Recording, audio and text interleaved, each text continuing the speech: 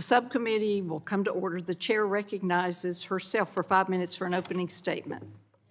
Today, we welcome Secretary Kennedy to discuss the President's fiscal year 2027 budget for the Department of Health and Human Services. Mr. Secretary, thank you for being here and for your continued engagement with this committee. At the outset, I want to recognize the leadership of President Trump and your work at HHS to advance a bold vision for Make America Healthy Again. The mission of HHS to promote and protect the health and well-being of Americans has never been more important, especially as we confront rising chronic disease, increasing healthcare costs, and growing access challenges across the country.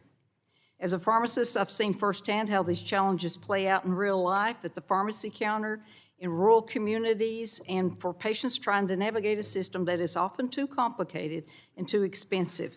Too often, patients walk away from needed care not because it isn't available, but because they can't afford it, or because the system makes it too difficult to get the care they need.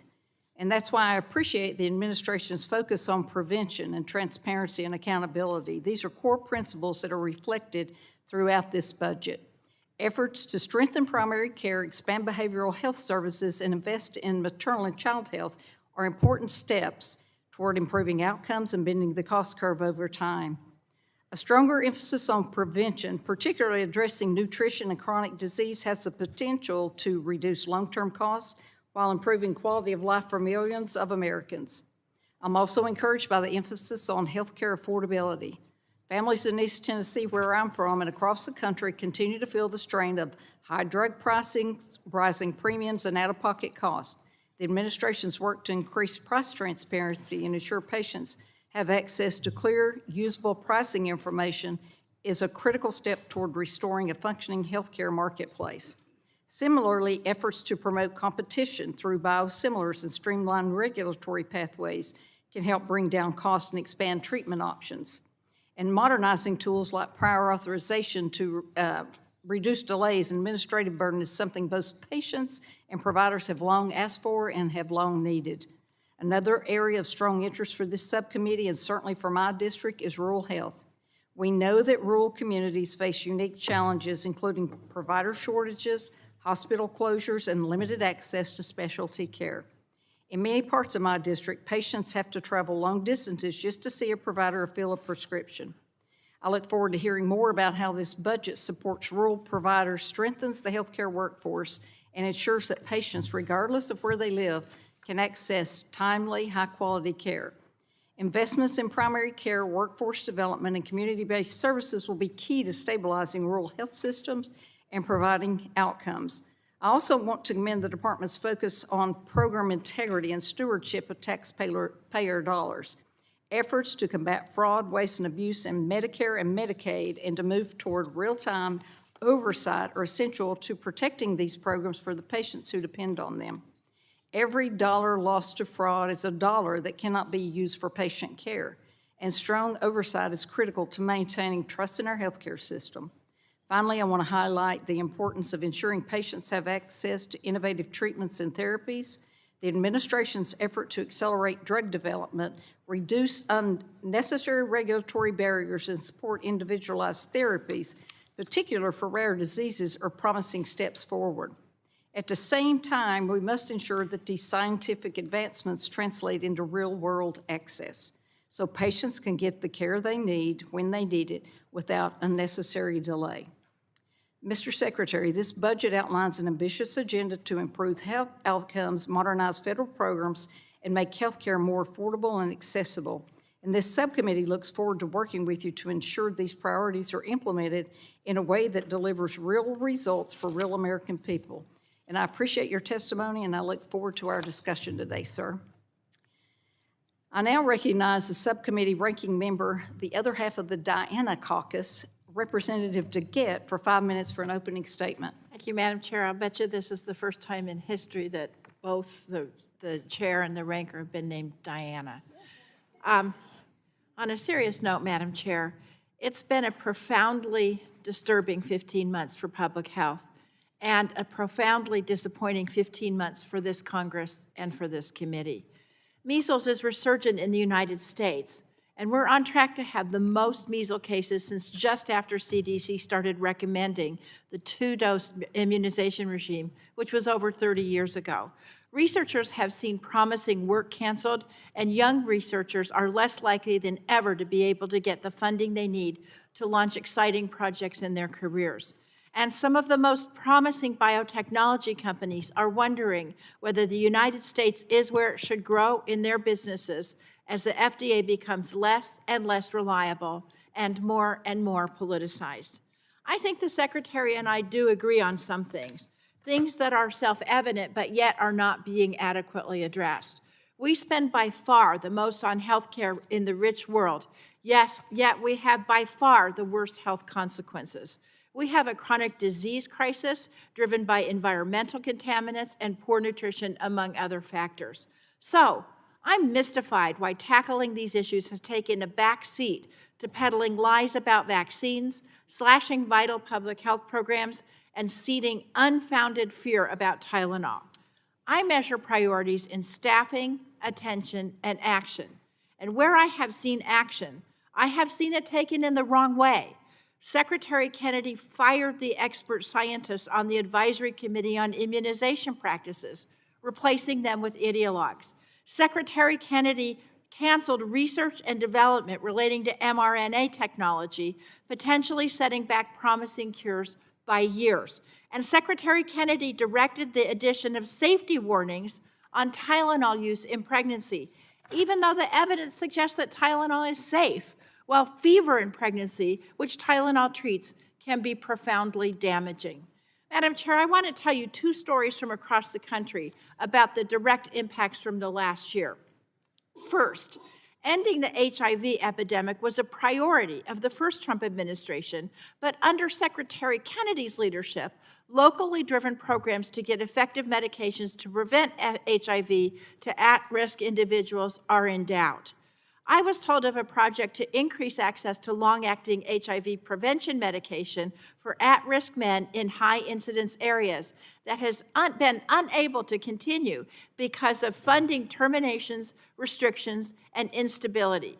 That means only one thing: more HIV infections in the long run.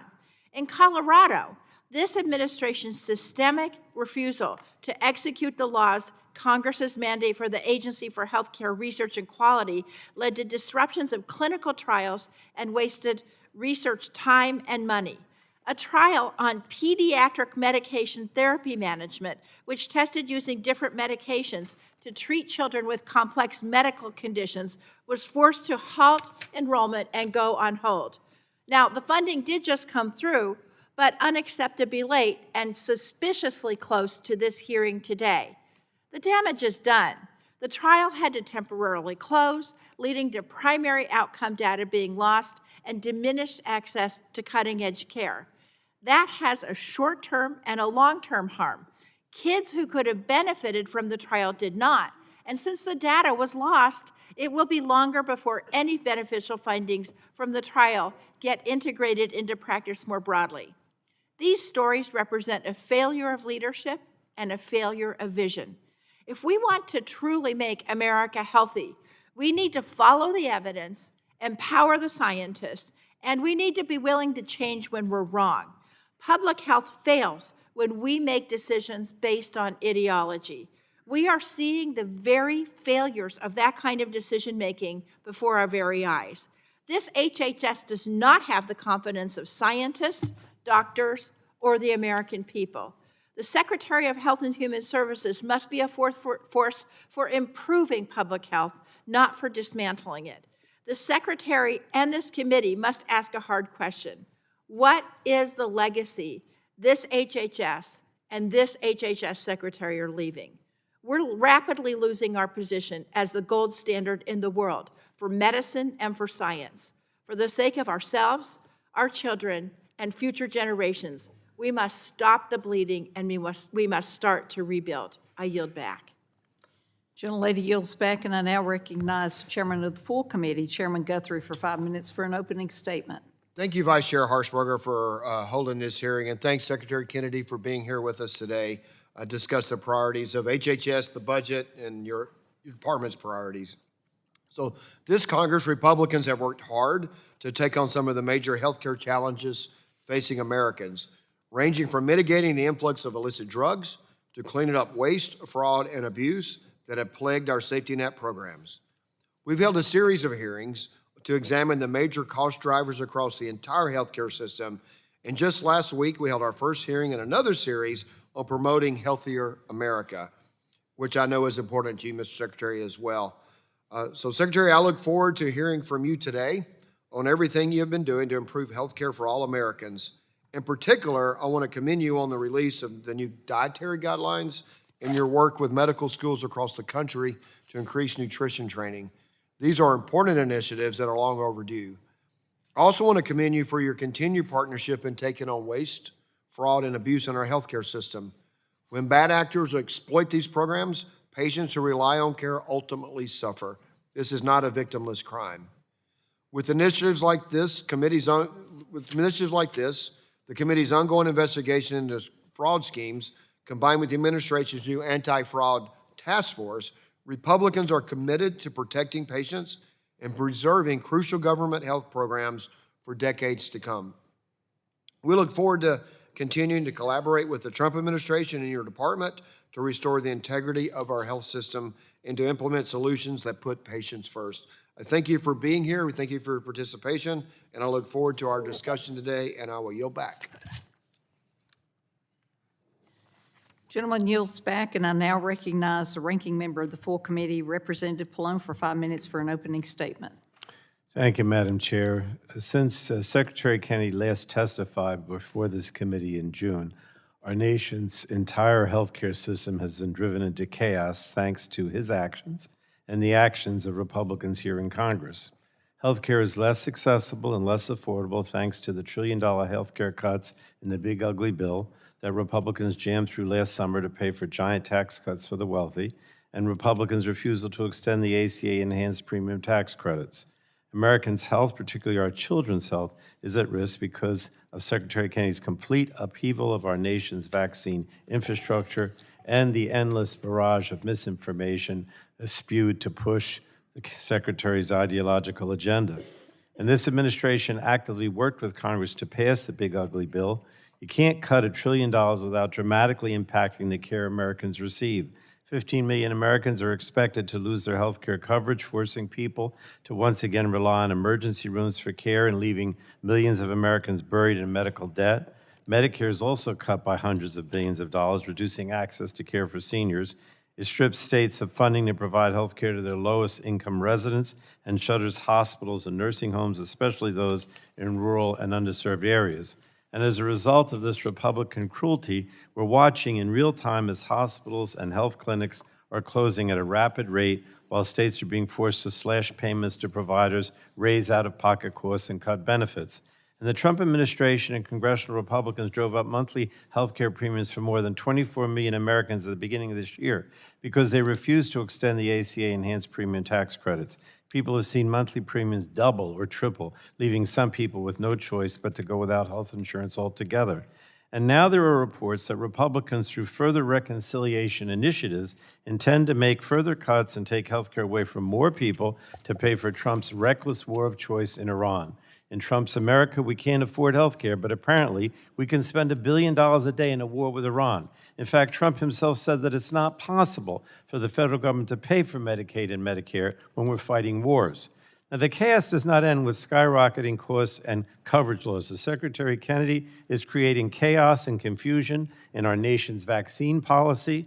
Your hand-picked anti-vaccine members of the Advisory Committee on Immunization Practices altered recommendations for multiple vaccines, including measles, hepatitis B, and COVID. These actions left patients, healthcare providers, and parents confused about what vaccines were recommended, when, and whether they would be covered by their insurance.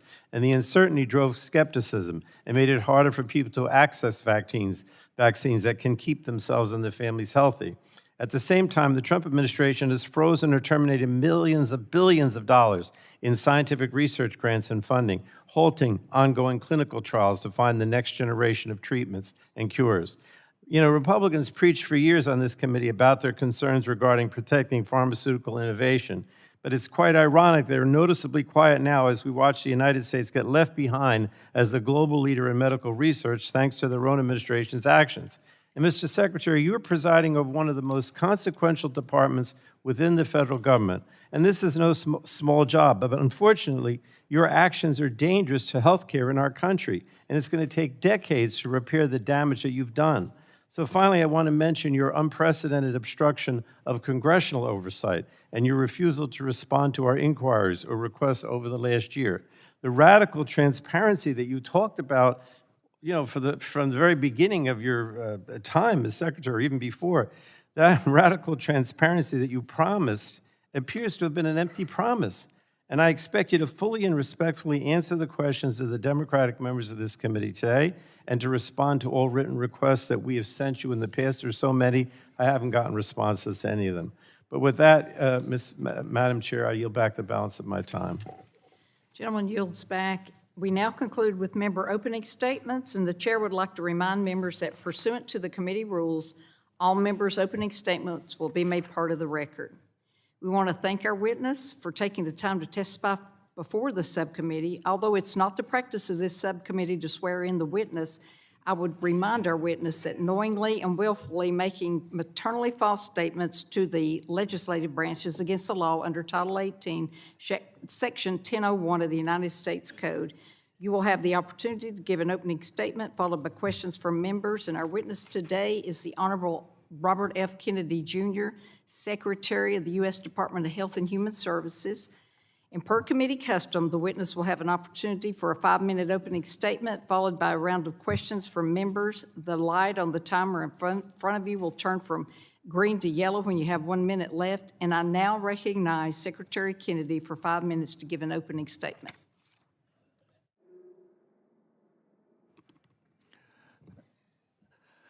Thank you, Chairwoman Harshberger and Ranking Member DeGette. Members of the committee, thank you for the opportunity to appear before you today to discuss the President's fiscal year 2027 budget request. We stand at a generational turning point. Our children are the sickest generation in modern history, and decades of failed policies, captured agencies, and profit-driven systems caused it. Parents across the country demanded change, and we are delivering it. We are ending the era of federal policies that fueled this chronic disease epidemic and replacing them with policies that put the health of Americans first. President Trump and I are challenging the status quo and the institutions that defend it as we work to make America healthy again. In just 15 months, HHS has delivered historic wins. We negotiated a most favored nation drug prices with 16 of the largest pharmaceutical companies so that Americans no longer pay more than people in other wealthy countries for the same medications. We are bringing real transparency to healthcare pricing so that patients know the cost of care before they receive it. I use the full convening power of the federal government to bring health insurance CEOs to the table to reform prior authorization. We are cutting red tape, speeding decisions, and demanding transparency. We're also cracking down on waste, fraud, and abuse. This year, HHS and USDA issued new dietary guidelines that put real whole food at the center of the American plate. We flipped the food pyramid upside down. We sent a clear message to Americans: eat real food. HHS has opened the door to partnerships with industry, trade associations, nonprofits, and advocacy groups. More than 50 medical schools have committed to expand nutrition education from an average of 2 hours to 40 hours. Food manufacturers are stepping up too. More than 40% of the food industry is committed to phase out petroleum dyes by the end of the year, and many have already eliminated them.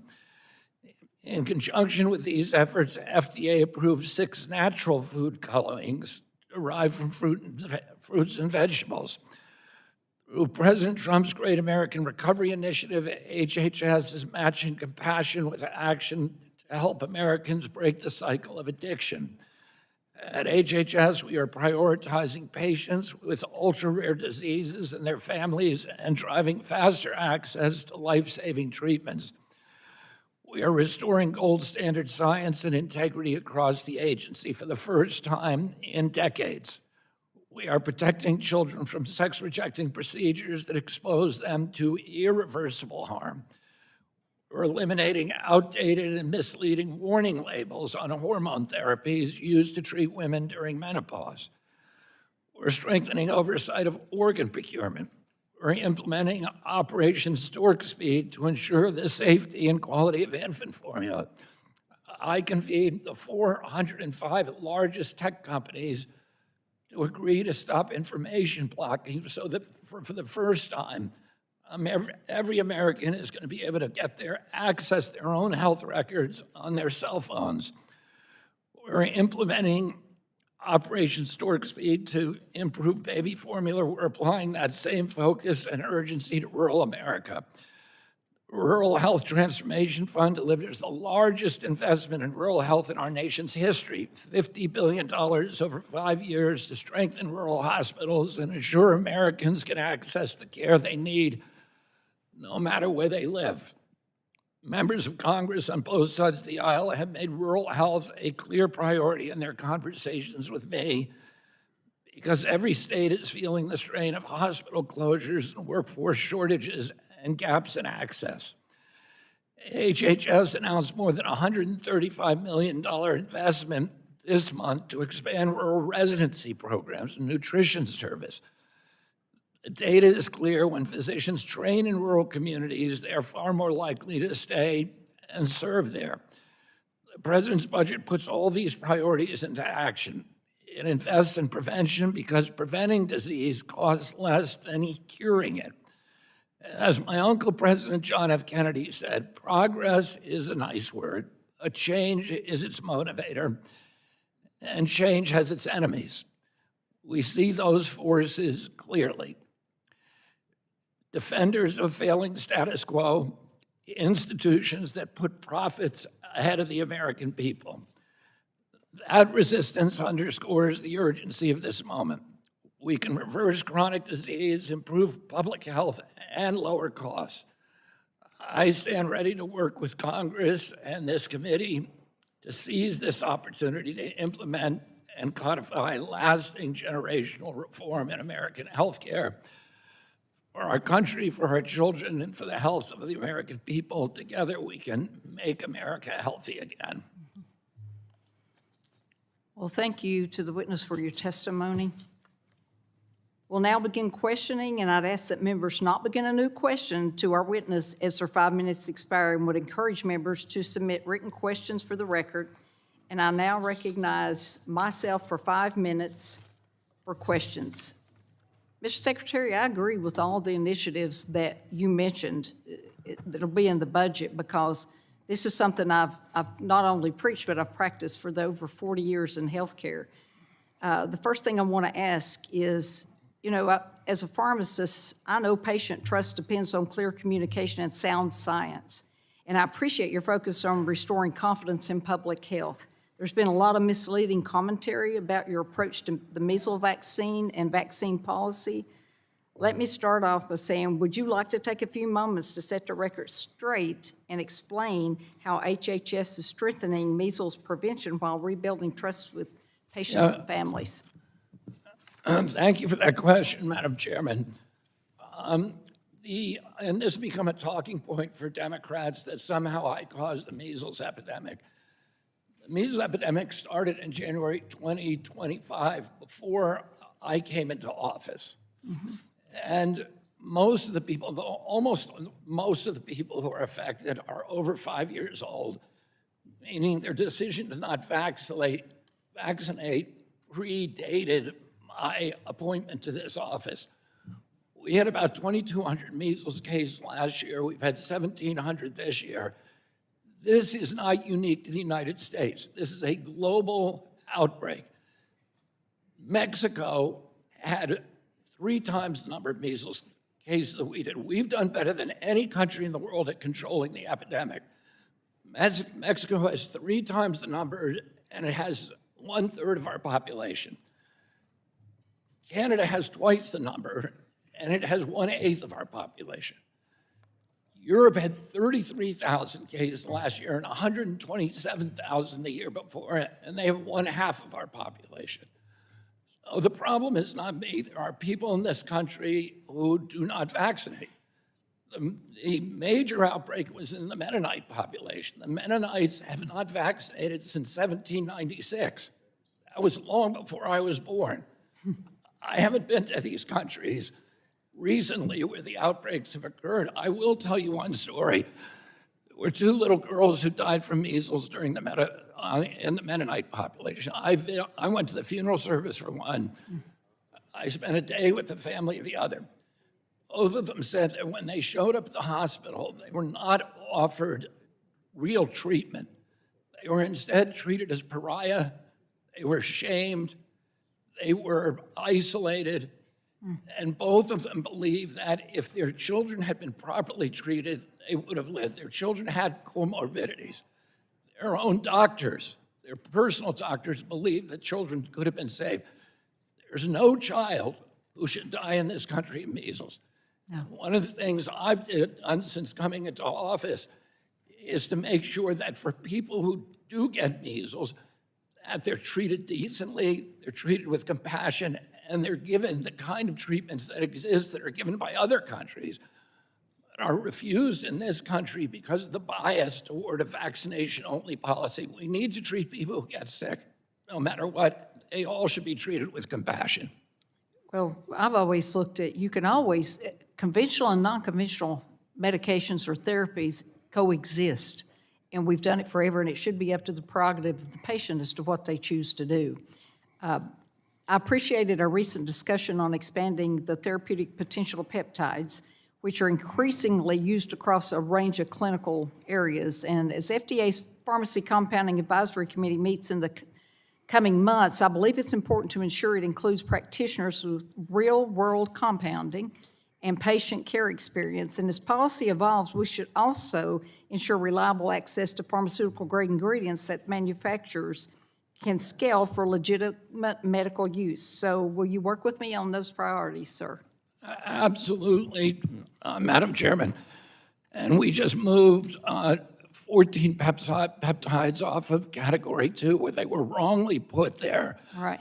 During the Biden administration, which created a huge black market in this country for research grade peptides, which millions of Americans are using. They're coming from China. They're from uninspected labs. We need to bring it back into a real marketplace where legitimate, honest formulation pharmacies with integrity and ethics are formulating them for Americans. Thank you, sir. My time is up, so now I turn it over to Ranking Member DeGette for her 5 minutes of questions. Thank you, Madam Chair. Mr. Secretary, I spend a lot of my time here on this committee promoting maternal and child health, and I'm proud to have worked alongside my friends Buddy Carter, Robin Kelly, and Kat Kamek in a bipartisan way to get the Preventing Maternal Deaths Reauthorization Act signed into law just this February. I think I speak for all 4 of us, as well as the bill's other champions, when I say we're very proud of this legislation and the work HHS did to implement the original Preventing Maternal Deaths Act, which was passed under the first Trump administration. So because of the data collected by the maternal mortality review committees, we know 80% of maternal deaths are preventable, and we can direct resources into saving those moms and keeping those families whole. I think you would agree that that is useful data to have, correct? Yes, Madam Chairman. Thanks. And work fostered by HHS has also helped reduce infections in newborns, reduce preterm births, improve treatment for mothers with substance use disorders, and much, much more, which is, again, much needed progress. Wouldn't you agree, sir? Yes. Okay. Now, all those great initiatives are part of CDC's Safe Motherhood Program, which the Preventing Maternal Deaths Reauthorization Act reauthorized. So I have to ask you this. Are you aware, sir, that the fiscal year 2027 HHS budget, which you're testifying about here today, seeks the elimination, not the restructuring, not the relocation, but the elimination of CDC's Safe Motherhood Program? Can I reply to that? Yeah, are you aware that you're seeking to eliminate that program? Yes. Okay. It's also my understanding that this administration is prioritizing, quote, family formation. Is that correct? Prioritizing what? Sorry? I didn't hear what you said. The administration is prioritizing, quote, family formation. Is that correct? That's the words of the agency. Family formation? Uh-huh. I can tell you what we're doing Okay. on maternal health. Well, so your agency says family formation is a priority. Wouldn't you say it should be a priority to make pregnancy and childbirth safer and improve outcomes for all moms and babies? It is a priority, and we're doing more on that than any Okay, administration so your in answer history. is yes. Now, the fiscal year 2027 HHS budget also seeks to eliminate the Title X Family Planning Program. Title X provides more than 2 million low-income people access to critical services like contraceptive care, helping people have kids or not have kids as safely and on their own time. Contraceptive care, as defined in HHS's regulations, includes things like birth control pills, IUDs, implants, and condoms. Mr. Secretary, are you aware that 8 in 10 women of reproductive age have used some kind of contraception in the last year? As I said, No, are you aware that these people have used contraception in the last year? Yes or this no? administration has done more for maternal health and to Okay, prevent. are you aware that 8 in 10 women of reproductive age have used contraception in the last year? Yes or no? As I said, we are You doing don't more know. for maternal Are health. you aware that nearly a third use it for medical purposes other than preventing pregnancy? Yes or no? If you care about the outcome of maternal health, you should be supporting what we're doing. Okay, so you don't We know. have- Are you aware that every dollar invested in family planning saves the public over $7? We had 42 maternal health programs at So you don't CDC know. and NIH. So I want to ask you something right now, and this is really important. Will you commit right now, before the American people, that HHS, under your leadership, will not take any action that will limit people for the birth control method of their choice? Yes or no? As I said, we have done more for maternal health than any administration in our history. We have one program, the perinatal pilot program, that has already dropped maternal health deaths by 42% in 220 Okay, hospitals. I only have 6 seconds left. Let the record reflect the Secretary refuses to tell the American women whether he will let poor women use the contraception method of their choice. And let the record also reflect, it is 2026, Madam Chair. I yield back. Gentlelady yields back, and I now recognize the chairman of the full committee, Representative Guthrie, for his 5 minutes. Thanks, Mr. Secretary, over here in the corner. When we reformed Medicaid and the working family tax cut, we wanted to make sure that people that were ineligible, illegal, and able to worked. And so Medicaid served people it was intended to serve. We also knew that states were creating their own financing system to essentially draw down federal dollars without putting their money in, which the program was supposed. So we reformed that, but we knew that as states had to reform the way they do that, it was gonna, we wanted to have a specific focus to give them money to focus specifically on rural hospitals. And so the Rural Transformation Fund, can you talk about your experience of the agency in administering the Rural Transformation Fund, and what are you most excited about that you've seen implemented? Yeah, we have a crisis now in rural health care. Urban hospitals, by and large, are doing very well. Rural hospitals there's an epidemic of closures. We've lost 120 rural hospitals since 2010, and that pace was accelerating when I came into this job. Under President Trump's leadership, we put the largest investment in rural health in American history. Typically, Medicaid pays about 7% of its funds to rural hospitals and rural areas. And it's about $20 billion a year.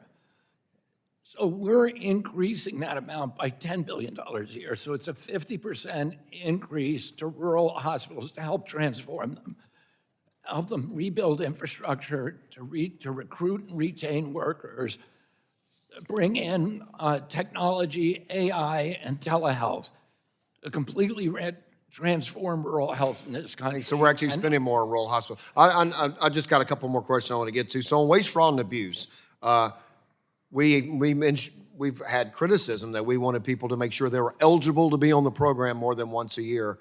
Now that we're seeing waste, fraud, and abuse in Minneapolis, other places, not just in Medicaid, but home health and others in California, what has surprised you about what you've seen about in the waste, fraud, and abuse? And what more do we need to be doing to deal with it?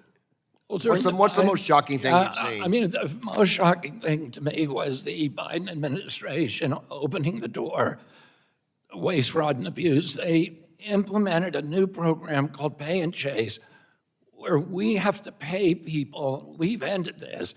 We pay claims that we know to be fraudulent. And that's what they did during the Biden administration. And then go and try to claw back that money, which never happens. Another thing they did was we had a program integrity office. There were 80 people in it, which was not enough to cover 50 states and 6 territories. They fired immediately all but 6 of them. So we have no program integrity department. They instructed people in my office that they should not be doing program integrity, that they could only validate enrollments, the legitimacy of enrollments, once a year, and that there was no pre-validation to them signing up. So they were just inviting people onto the rolls. We found, I mean, as you know, you pointed out in Minnesota, or this analytical behavioral analysis, the ABA therapy, people with high school diplomas and nothing else were being paid $600 an hour.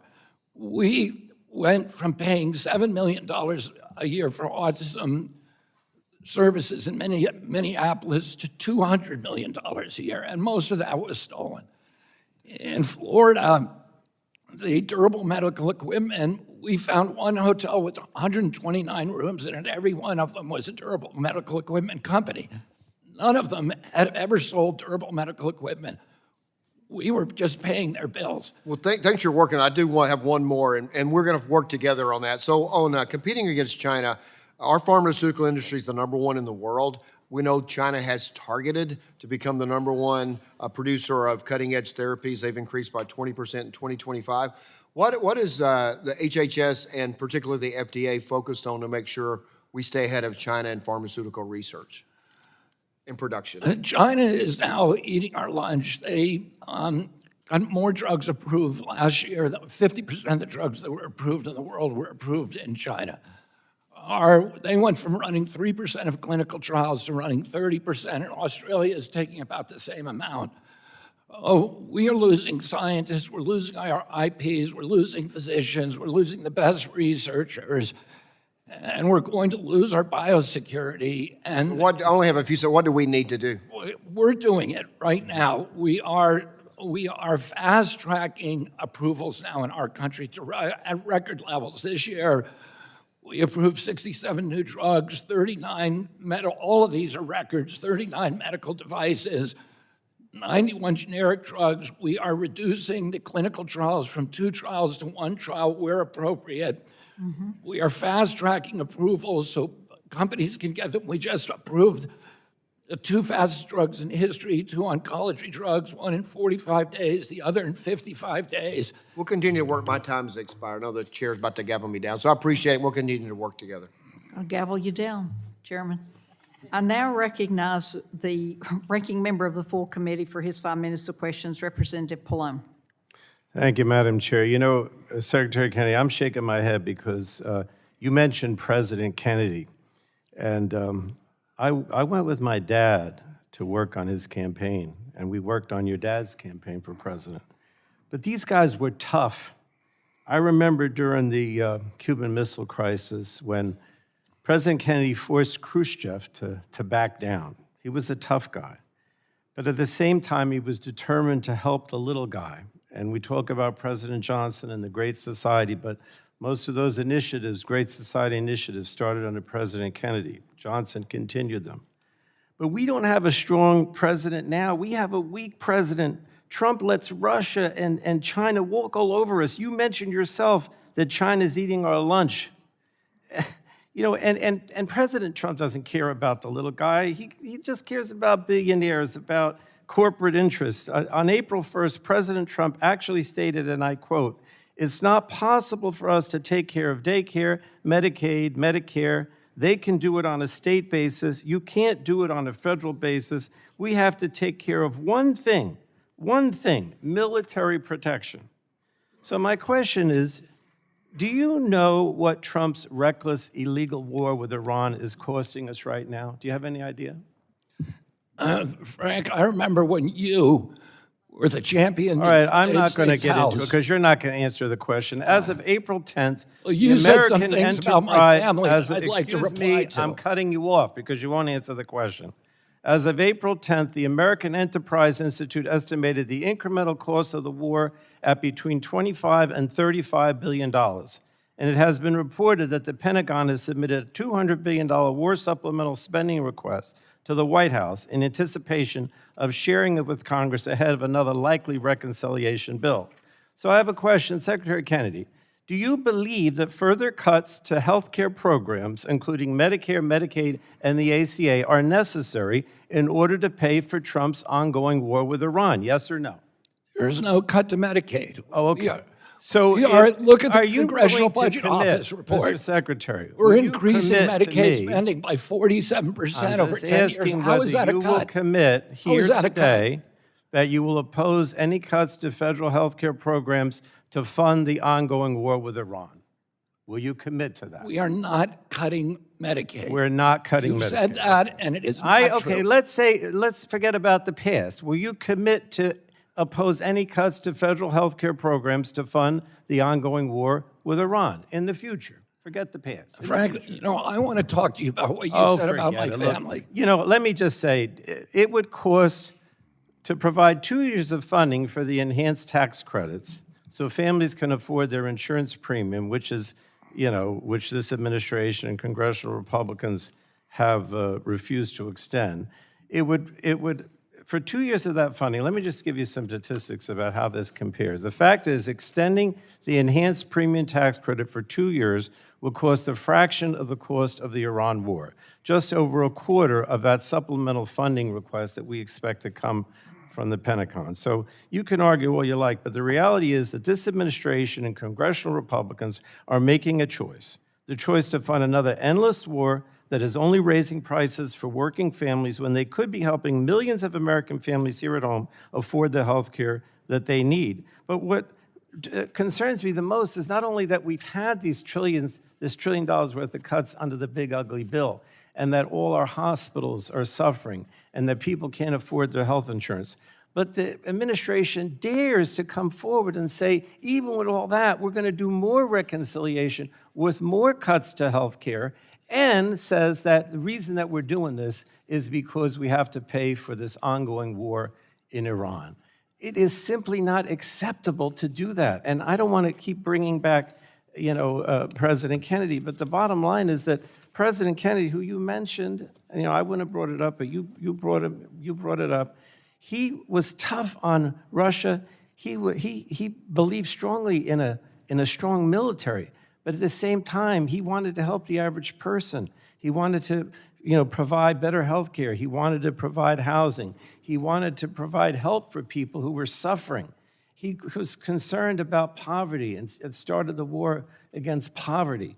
But this president doesn't want to do that. He just wants to fight wars. And he says blatantly, he doesn't care about the little guy. He doesn't care about, you know, their concerns. So with that, I yield back, Madam Chair. Mr. Pallone yields back, and I remind the witness that you need to call the members by their appropriate title. Excuse me? You need to call the members by their appropriate title, sir. Oh, I apologize for that, Congressman Pallone. Thank you, sir. I know you know him as Frank. I know him as Frank, but we have to call him. I have a long Ranking Member. history with the congressman, so we were on first-name basis for most of our It's easy to careers. mess up, I know. I call our chairman Brett, for But I heaven's sakes. apologize for that. Okay, thank you, sir. I now recognize Representative Belarakis for his 5 minutes. Thank you.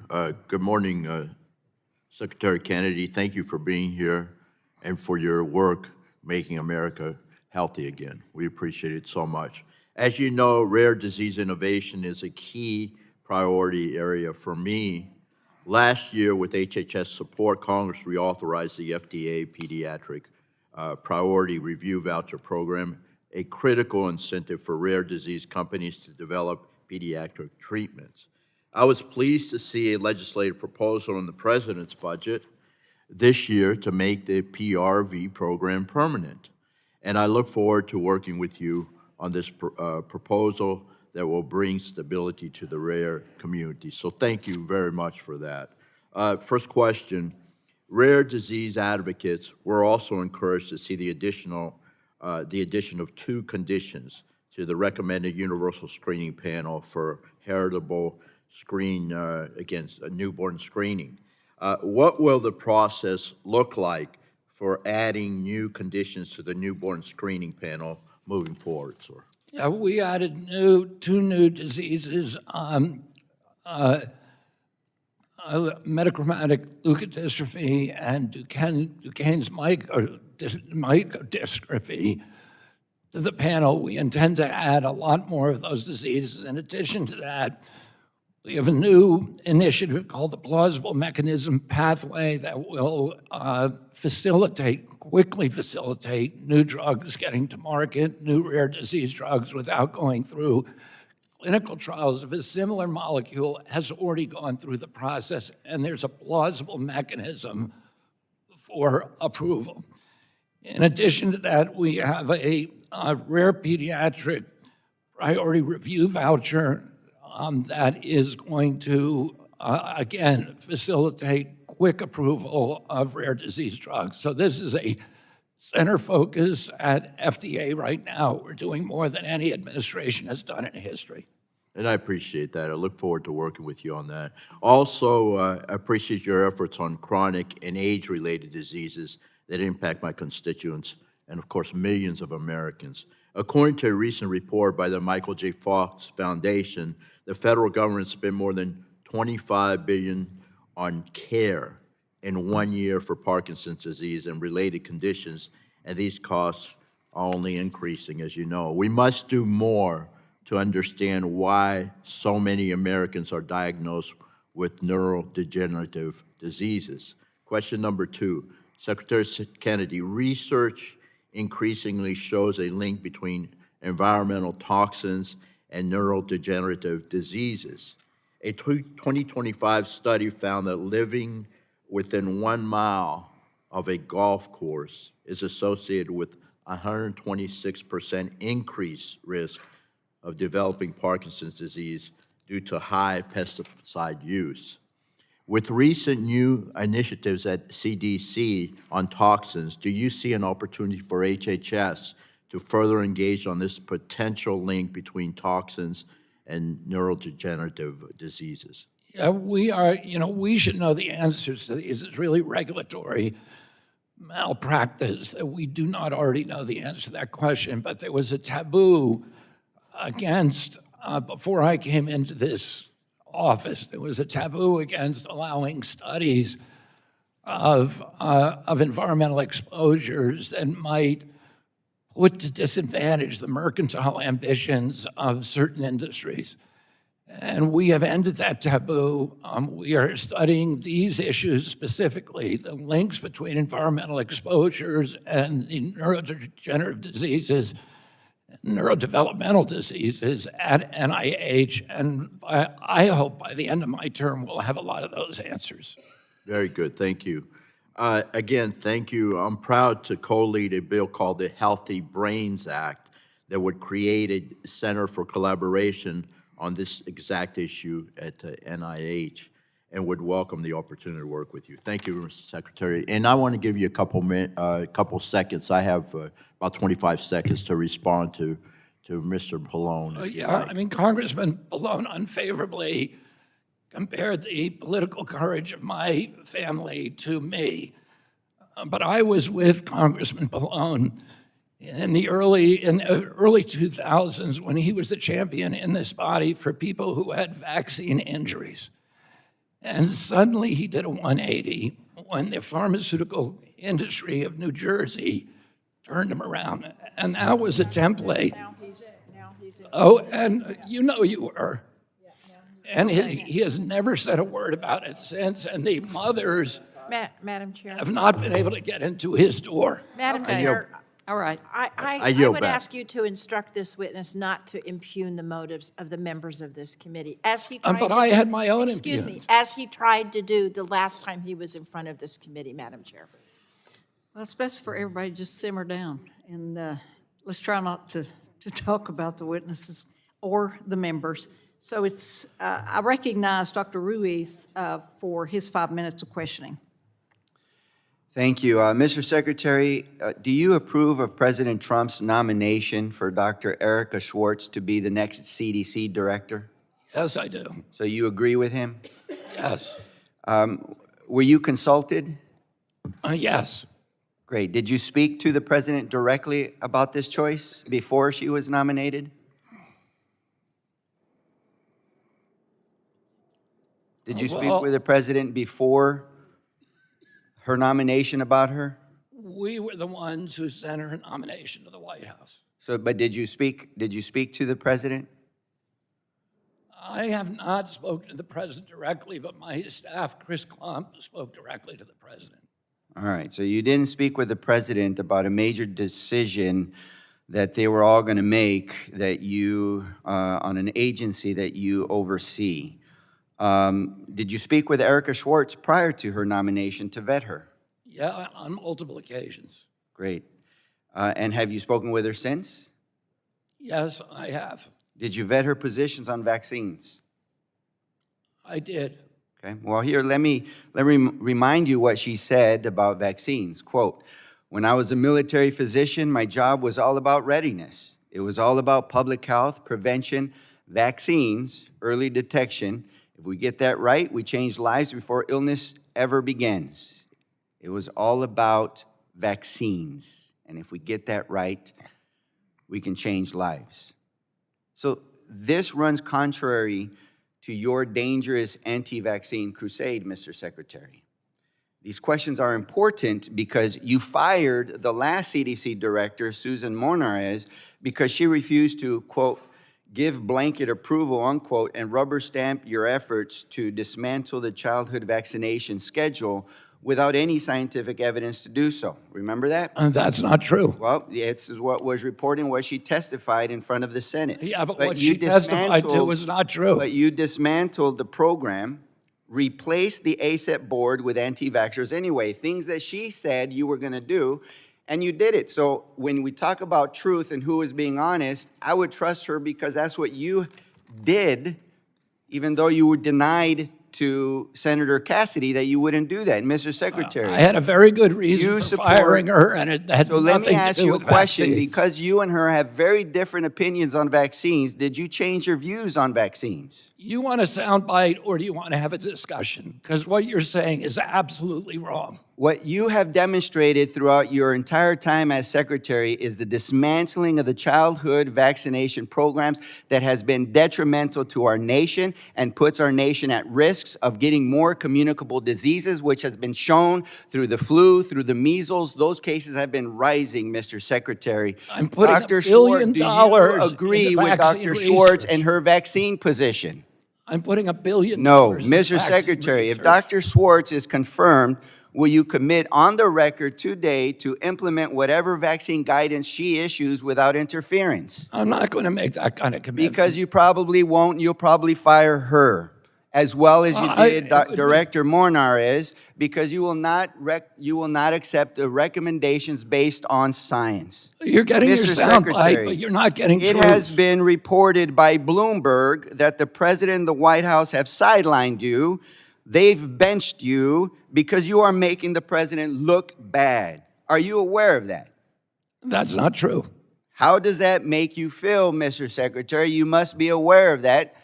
I mean, And it you must be You just nerve-wracking, want the sound especially bite. after You wanna actually A.G. have a Bondi, discussion. especially get after to the A.G. truth, Bondi Madam and Chair. Secretaries Noam and Chavez badgering de the Rimmer witness. got fired for making the president look bad. You see, I think the reporting is correct, Mr. Secretary. You're just making You're stuff making up. the president look bad, especially before the midterms elections. You talked publicly about snorting cocaine off a toilet bowl seat. Your words, not mine. You said that if you were president, you would, quote unquote, reparent black children. Again, in other words, taking them away from their parents. Your words, not mine. Furthermore, the American people think your anti-vaccination crusade is too extreme. A KFF polling shows that 55% of the Americans disapprove, with 37% strongly disapprove of your work, Mr. Secretary. 56% have little to no confidence. The majority have little to no confidence in your work with vaccines. And you keep losing. Americans are sicker now more than ever. Measles cases were up to 2,288 in 2025, more than the previous year. This year is going to be worse, with cases already at 1,748. So, Mr. Secretary, you should resign for your dangerous dismantling of our public's health and before the president fires you too. And when you do get fired, don't say I didn't tell you. Members' time is up, and I want to remind the members, too, that we can't badger the witness and say these specific things we may have read in the paper. So now I recognize. Wait, I'm sorry. Whoa, it's my turn. That Patty happens all the Carter time. from the state of Georgia. Mr. Secretary, thank you for being here today, and thank your staff for being here, and thank you for your efforts that you are making, that you are in trying to make America healthier. Mr. Chairman, or Mr. Secretary, I apologize. Mr. Secretary, do you have anything you want to respond to? I want to give you some time if you want to respond to anything. I also respond by saying a couple of things. One is I'm not anti-vax. I've never been anti-vax. I'm putting $1 billion into vaccine research right now at NIH and NCI. If I was anti-vax, I wouldn't be doing that. We're developing a universal flu vaccine, and we're developing cancer vaccines. I don't believe all vaccines are bad. I've never said that. What I've said is they should be safety tested. None of the 92 vaccines, with one exception, none of the 92 doses of 18 vaccines now given to our kids has ever gone through a randomized controlled placebo trial. No other medication would be able to do that. And all I'm saying is we should know a risk profile so that we can inform parents.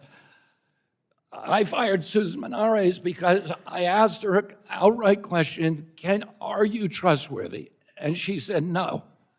And I said, can I trust you? And she said no. That's why she got fired, not because of her vaccine issues. I really had nothing to do with that. Okay, thank you, Mr. Secretary. Mr. Secretary, I want to talk about the budget. I think that's why you're here, is to talk about the budget, and I appreciate it very much. One of the things, and as you know, I'm the oldest pharmacist in Congress, and Representative Chairperson Harshberger is the youngest, but nevertheless, I've seen a lot of these federal programs in my practice of pharmacy over the years and the policies that are implemented, and I've seen them misaligned. And one of them that I'm particularly interested in is the 340B program. I am not trying to end the 340B program, but I think it has evolved into something it was never intended to be. It was intended to be for the rural hospitals, for the FQHCs, and it has evolved into something much more than that. And I'm interested, I've got legislation to call for more transparency in 340B, but I wanted to ask you, what kind of reforms is the agency looking at to try to reform the 340B program? Well, and you're right in the way that you characterize it. Originally, it was intended for rural hospitals, for patient populations who couldn't afford medicine, to lower the cost of medicine to those hospitals, and it was mandatory. Originally, there were 90 facilities, 90 different entities in the program. Today, there's 12,000, with about 60,000 outpatient offices. And it has become a boondoggle. We saw in one situation in Virginia, a hospital in Virginia, that was taking the discount from the pharmacy drugs and selling them at list price to the patients, using the profits from that to build a hospital in an affluent area in Virginia. So it's exactly the opposite of what, and I could tell you horror stories about it all day. Absolutely. There are a lot of good things about 340B. It's absolutely critical. I couldn't agree more. Many functions. We need congressional help because the change has got to be statutory, and we want to work with you to figure out the best way to Well, we're trying to give you that congressional help, let me assure you of that. But you know, it's even worse than what people think, because not only has it prolificated into something that it was never intended to be, but also it's leading to consolidation in healthcare, which is leading to higher costs in healthcare. There are healthcare systems that are buying oncology practices for no other reason but to get the pricing of 340B. And then the hospitals have become so dependent on it. And I get it, but I can't help them if they are masking costs by using that program. Then if I can't see those other costs, I can't help them with that cost. And that's exactly what they're doing. And that's why we're trying to reform the program to make it better for who it was intended to be for the rural hospitals and for the 340Bs. I want to make sure, or for the FQHCs, excuse me, I want to make sure that I get to this real quickly, and that is the streamlining the regulatory process and trying to give additional investments in domestic manufacturing. Can you tell me real quickly what the agency's trying to do there? For manufacturing? For just regulatory process and trying to support additional investments in domestic manufacturing. In pharmaceutical manufacturing? Yes, for drugs, absolutely. Yeah, I mean, we're putting in, through the MFN agreements, the 16 companies that negotiated with us, almost all of them have agreed to reshore their pharmaceutical production. So we're seeing huge, vast investments now in pharmaceutical production. In addition to that, my agency's putting in $325 million attached to the Strategic National Stockpile to reshore API manufacturing in this country. Good. So Thank that you for your next time efforts, that Mr. we Secretary. have a pandemic, that we don't, have these supply chain difficulties that we Okay, had the during member. COVID. Right. Thank you member's for your time is up. efforts. I now recognize Representative Dingle for her 5 minutes of questions. Thank you, Madam Chair. Mr. Secretary, my concern is that under the current leadership at HHS and quite frankly out of the White House, America is grappling with an unprecedented destruction of our public health infrastructure. You talked about measles. Other people have talked about measles. We eliminated them. The United States announced they were eliminated in the year 2000. I'm one of the counties that has an outbreak. Mine's like March.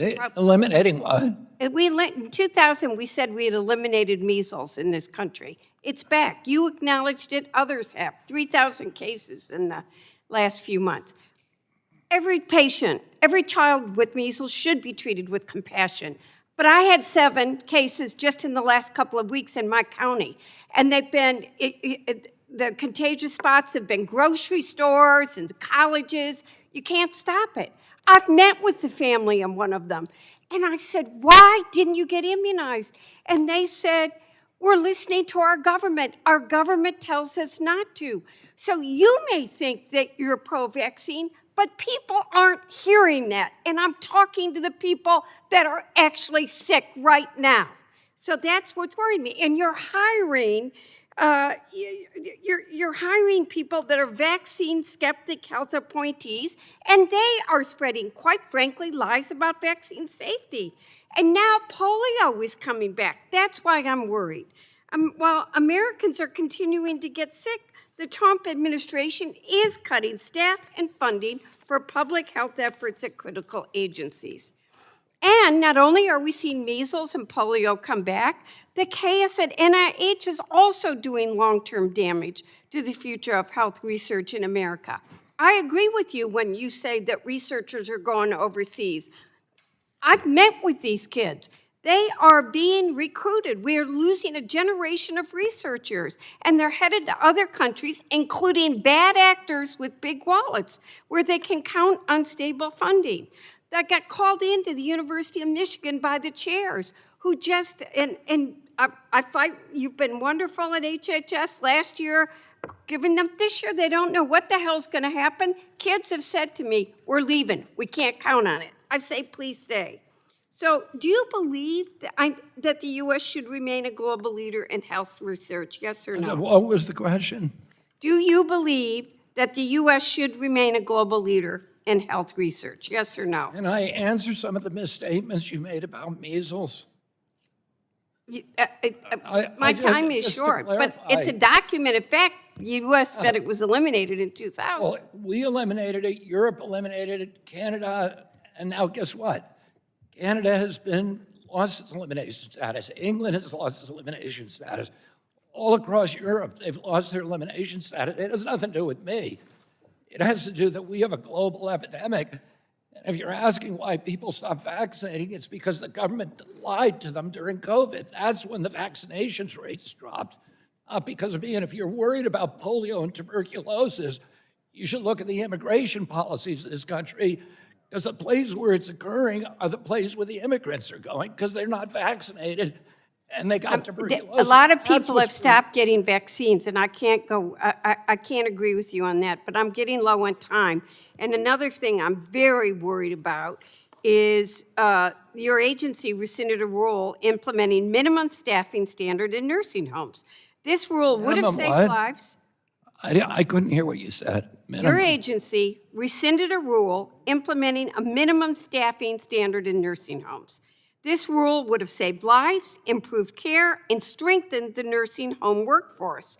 The rule is not going to be implemented until 2035, providing nursing homes a decade. What plan does your agency have to address the staffing crisis in nursing And homes? that rule was putting out of business thousands of nursing homes in rural areas in this country who could not meet the federal standard. And people were dying because there wasn't enough care in those nursing homes. And I've met with families whose people They were died. dying because they had to move to city nursing homes where the families couldn't visit them anymore.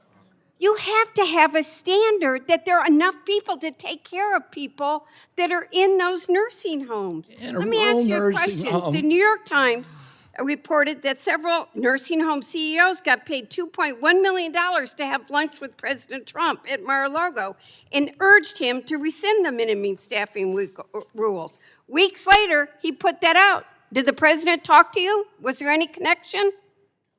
Did the president talk to me about what? Gentlewoman's time is up, and you can answer that via written notice. I'm having trouble hearing that voice. I now recognize Dr. Joyce for his 5 minutes of questioning. First of all, Secretary Kennedy, I want to thank you for appearing here today, and thank you for your leadership and the concrete steps that you've taken to root out the fraud, hold bad actors accountable, and improve access to care and training for new physicians.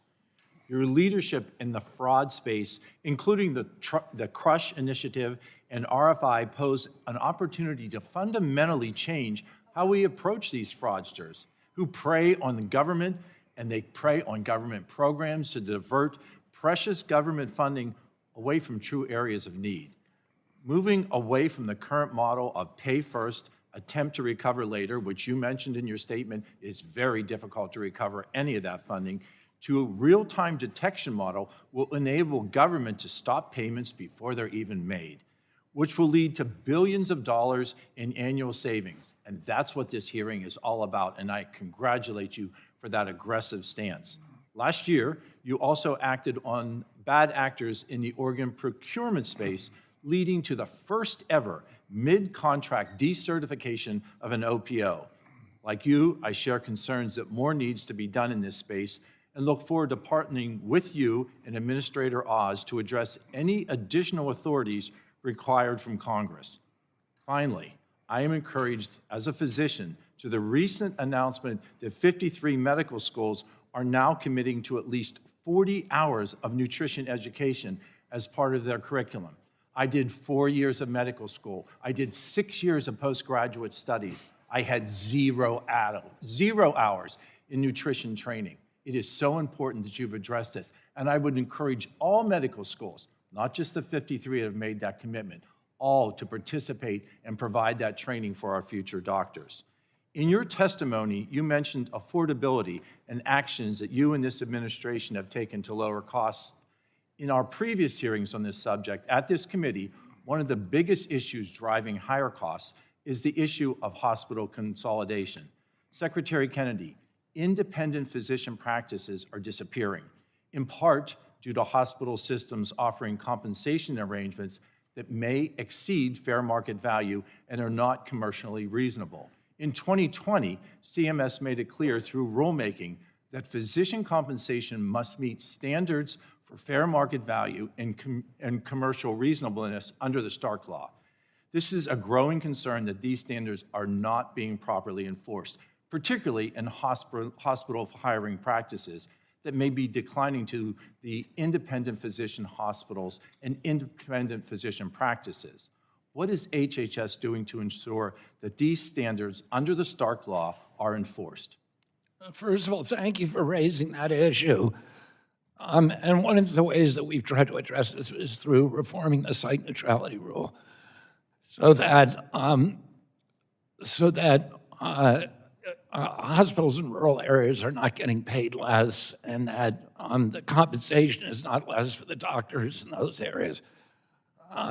In terms of investigating that particular fraud, I'm happy to work with your office and with Dr. Oz to make sure that we're targeting it among the long list of other things that we're doing to combat fraud. Thank you for that commitment, and I look forward to working with you and Dr. Oz on that issue.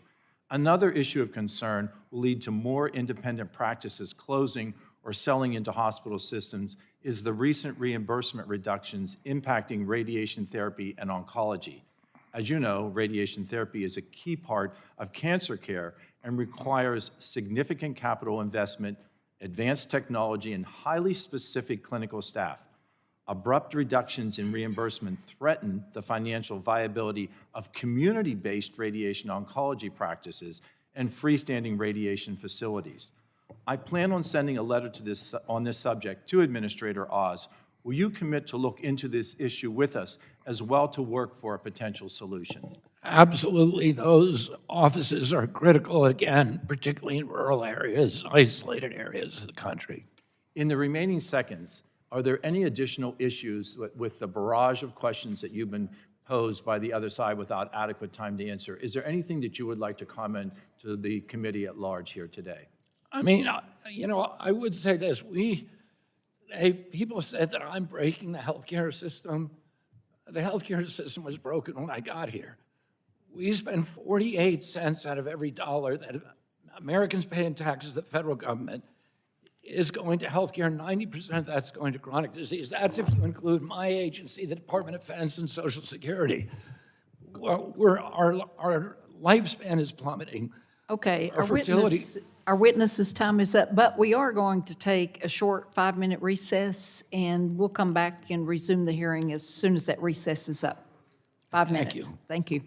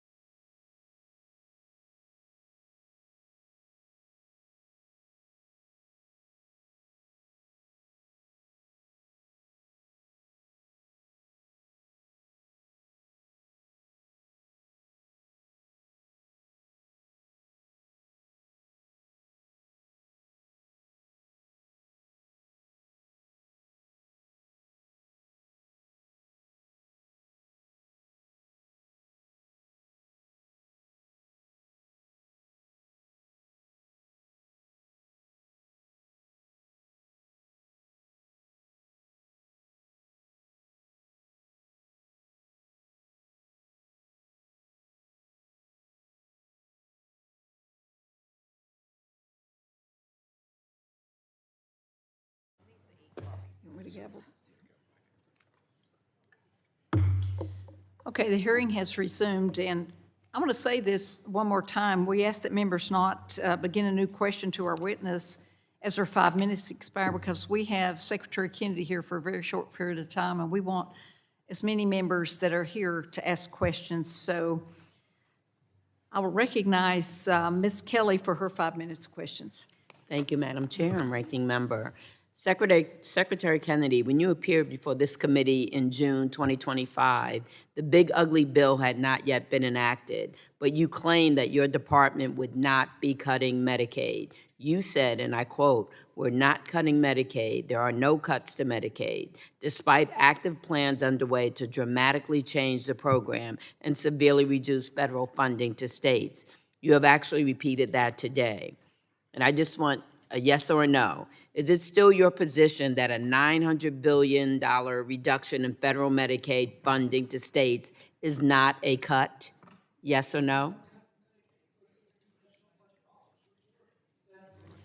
Need to So, turn your yes or no? microphone Are on, you sir. saying, can you just tell me yes or no? That would only be a cut in Washington, D.C., a 47% increase in spending. How is that a cut? I just How is want it you to even say a yes cut? or no. That's all. So you're saying it's not a cut? It's a 47% increase Okay, is not next a cut. question. Did your department find $900 billion worth of fraud in Medicaid to justify? Excuse me?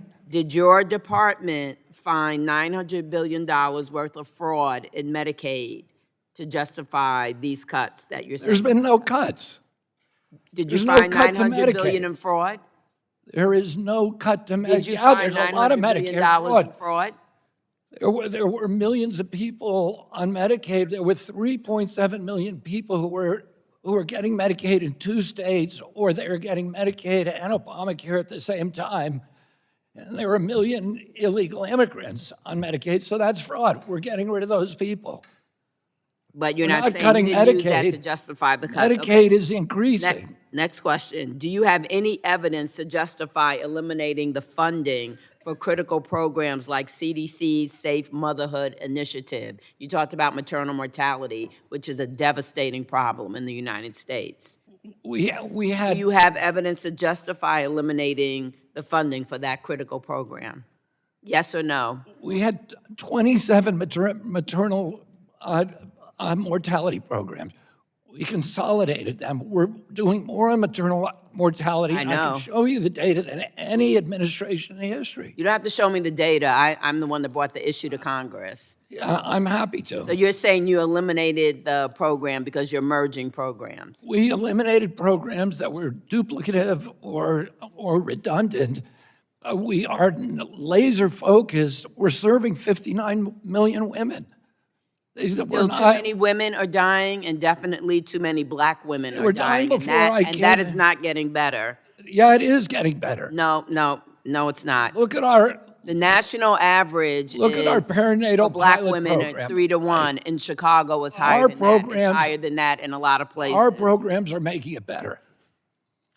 Retaking my time, please. The American people are not falling for what you're saying. Your attacks on minority health, women's health, LGBTQ plus health, and basic preventative medicine through illegal funding freezes and mass firings will lead to decades of consequences for all Americans. We're already seeing hospital closures, a reduction in services and staffing cuts. For example, a 28-bed obstetrics unit in Elk Grove Village, which is not rural, earlier this year.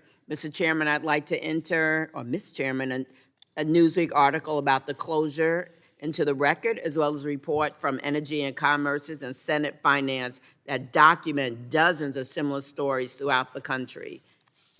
Without objection, so ordered. Labor and delivery units and maternity care are some of the most vulnerable healthcare services to funding cuts, which means pregnant and postpartum women must drive further to seek care. Change providers when clinics and hospitals close and face longer wait times and more risks in the case of an emergency. Secretary, are you concerned by these closures, particularly in rural and low-income parts of the country, but not just in those parts of the country? Because my district is urban, suburban, and rural, and I've seen the effects. we're putting more money into improving access in rural health care than any administration in history. Oh, I don't know about that. it's $50 billion. And lastly, Never been done before. before my time closes, you talked about, food, and there's approximately 150,000 people in Illinois that may lose their food because of the SNAPs to cut. And you talk about eat real food, not medicine. Real food is expensive, and when all those SNAP cuts that have already happened and will continue to happen, it'll be really hard for people to stay healthy. I yield back. Gentlelady's time's up, and I recognize Mr. Balderson for his 5 minutes of questions. Thank you, Madam Chair, and thank you, Mr. Secretary, for being here today. My first question, Mr. Secretary, is the budget for 2027 proposal centers around promoting the health and wellness of every American through the reduction of chronic disease burdens. How does the department see wearable technologies contributing to earlier detection and prevention strategies? It's a key part of our response. And I'll give you an example. Glucose meters can tell you while you are eating, while you are chewing on the food, what it's doing to your insulin levels, it's causing your glucose to spike. People who wear those glucose meters for even 3 or 4 weeks change their diet. It has a dramatic impact because now they know they can eat certain things. They may be buying a yogurt thinking it's healthy, and they'll see that their glucose spikes. It gives them insight into the healthcare, and it can also mesh with their personal health records. So it can help them now. There are apps that can look at their personal health records, look at the feedback from their wearable, and tell them how to shop. Tell them that item is good for you, this item is not, and then here's some alternatives. Oh, it can revolutionize chronic disease prevention in this country. I agree, sir. Follow-up to that, are there policy barriers Congress should consider addressing to support the responsible adoption of wearable devices? I mean, the more that Congress can do a lot more than we can. And I would love to work with you on proposals for what Congress could be doing to incentivize the use of wearables. Okay, thank you, sir. Look forward to that. We are in a new era of Alzheimer's treatment and innovation, yet only half of Americans living with Alzheimer's are diagnosed, and many primary care providers report they do not feel prepared to manage dementia care, even though they make about 85% of initial diagnosis. How important is it to ensure that federal investments in research and chronic disease innovation translate into stronger detection and diagnosis in primary care, and how will you prioritize that effort? Well, it's absolutely critical because we now know that early treatment of Alzheimer's can postpone its onset. And, it's again kind of regulatory malpractice that we do not have early screening already. And one of the things that we're working on right now is to reform the United States Preventative Service Task Force, and we will be putting in the Federal Register this week solicitations for new members of that task force. That task force has been lackadaisical. It's not been doing its job. If it had been doing its job, we would have early screening for Alzheimer's. Okay, thank you. In Ohio, many community health centers report difficulty recruiting behavioral health providers and primary care clinicians. How does this budget strengthen the pipeline of providers serving health professional shortage areas? Well, first of all, I would point to the Rural Health Transformation Fund, which a lot of the states, when they filled out their applications, included the retention of workers. In addition, so there's going to be a lot of money going into that recruitment and retention. We also just put in $135 million to community health services, or to community health organizations, to community health centers, which treat about 32 million Americans, and they're by far the best facilities for treatment of Americans for preventative care and for 24-hour care. And they're mainly targeted to poor Americans. We put $135 million into that for nutrition, to improve nutrition in them, but also for retention of workers. We're also expanding GME, general medical education, so that to increase rural residencies. We know that when doctors train in rural areas, about 30% of them end up staying there. The more doctors, the more residencies we can get funded in rural areas, the more doctors we're going to have. Thank you. Madam Chair, I yield back. Thank you, Mr. Secretary. Gentleman yields back, and I recognize Representative Barragan for her 5 minutes of questions. Thank you, Mr. Secretary. I want to bring something to your attention since you just brought up glucose meters. I'm not sure if you're aware, but if you're a patient that's on Medicaid and Medicare, the U.S. health system will not cover the glucose meters unless your A1C is so bad, like over 8, before they will cover that. So you talk about preventive care and making sure we invest in preventive care. I didn't hear what you said. Okay. They won't cover it unless what? Unless your A1C, your sugar level is so high, like over 8, that they will cover it. In other words, there's no investment in preventive care. It's only, you're so bad, then we're going to cover the glucose meter. Oh, well, that's not right. And I'm That's just not telling right. you this because I hope you will go fix it. This happened to my mother. Her A1C got over 8. They gave her the glucose meter. As soon as she got under 8, they said, we're not going to cover it anymore. We're going to take it away. That's the opposite of preventive care. I hope you're going to fix it. I just wanted, I don't want your comment, because I just mentioned it because you brought up glucose meters. I will follow up with your office. If you follow up with my Please. office, I would like to solve that problem. Thank you. Yeah, I'm happy to work with you. I appreciate that. Now, do you think women should have access to birth control pills? Birth control pills, Yes. I assume that they do. No, do you think that women should have access to birth control pills? Should they have access? The birth control pills, yes. Then why eliminate Title X funding from the budget? That would make it harder for women to have access to birth control pills and the contraception of their choice. I am sorry that I can't talk about that because that case is under litigation. And Okay, well, you're here to talk about the budget, and this is an elimination of the budget of Title X. You just said that women should be entitled to birth control. By the way, I agree with you. I agree with you. And I can tell you, surely you know how common, either from personal experience or men you know, will ask women before sex, are you on the pill? I mean, that's a common question. Why do you think they're asking? It's because of family planning or unwanted pregnancies. So I'm really disappointed that you are here to testify about the budget, yet you will not talk about this issue. This is an elimination of Title X funding, which is directly to birth control pills. So I will move on. I want to thank you for last year when you came before this committee. I asked you about Alzheimer's research funding. You followed up with me in your letter. In the letter, you said, as the global, and this is a quote, as the global leader in research on Alzheimer's disease and Alzheimer's-related dementias, the Department of Health and Human Services considers funding this research area a high priority. So you said it was a high priority. Yet your budget proposes a $312 million cut to the National Institute of Aging, which does research on Alzheimer's disease research centers.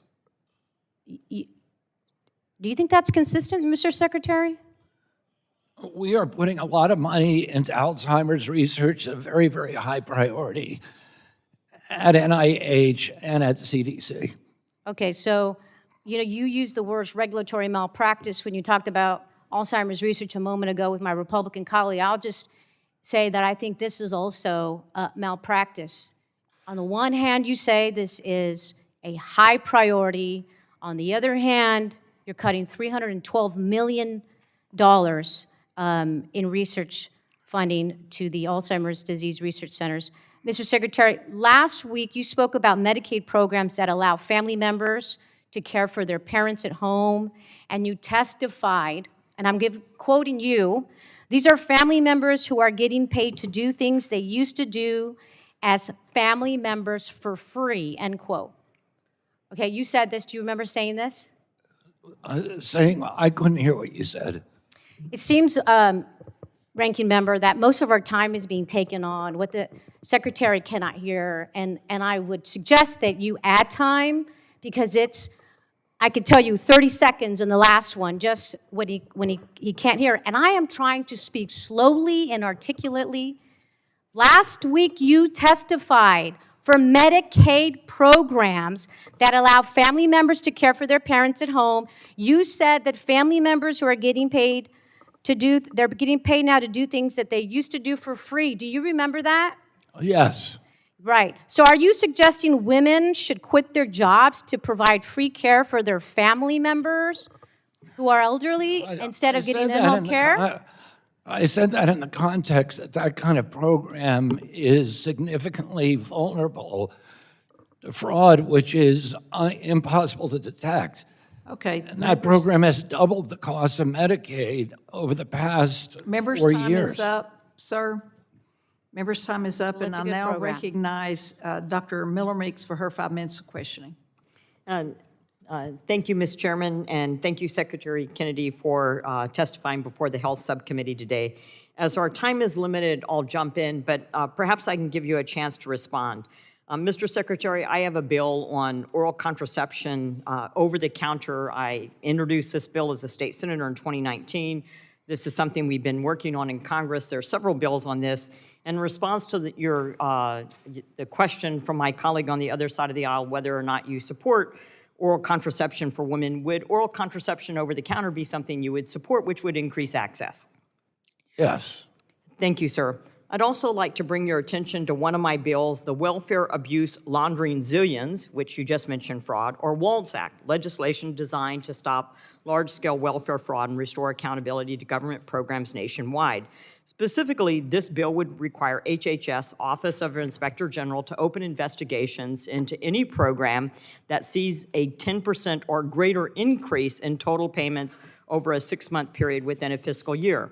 Under the bill, HHS would no longer have discretion to ignore sudden increases in billing that critics often say signal fraud schemes, particularly in large entitlement programs, such as a rapid increase in the billing for autism services. My staff, along with the Energy and Commerce Committee, have been working with HHS OIG to ensure the bill has stringent guardrails in place to prevent the level of negligence and fraud uncovered in Minnesota, California, and Washington from happening again. Would you be supportive of something like my bill, the WALTS Act, and commit to providing technical assistance?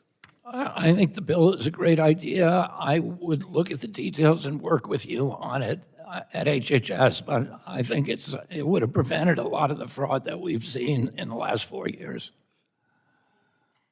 I also want to thank you for your leadership on the MAHA initiative, because as a physician and a former nurse and someone who represents a largely rural district in southeast Iowa, I've seen firsthand how health is shaped long before a patient ever walks into a clinic. The MAHA movement rightly emphasizes better nutrition, chronic disease prevention, and improving the quality of our food supply. So from changing the food pyramid to encouraging nutrition, I just wanted to say that I did not have any nutrition education in medical school. It came in nursing school prior to medical school, and I think that your advocacy for nutrition education in medical school is worthwhile. There are several bills in Congress for nutrition education in medical school. Would this be something that you'd support? Absolutely. And I point out that many of the states now, over 50 of the states have now passed laws requiring for continuing medical education that the curricula includes nutrition. So, the more the doctors know about the nutrition, the healthier our people are going to be. I think your leadership has helped to spur that movement. I also want to highlight the great work done by congressional Republicans and HHS for delivering the largest federal investment in rural health care in American history through the Rural Health Transformation Program, and I heard you mention that earlier.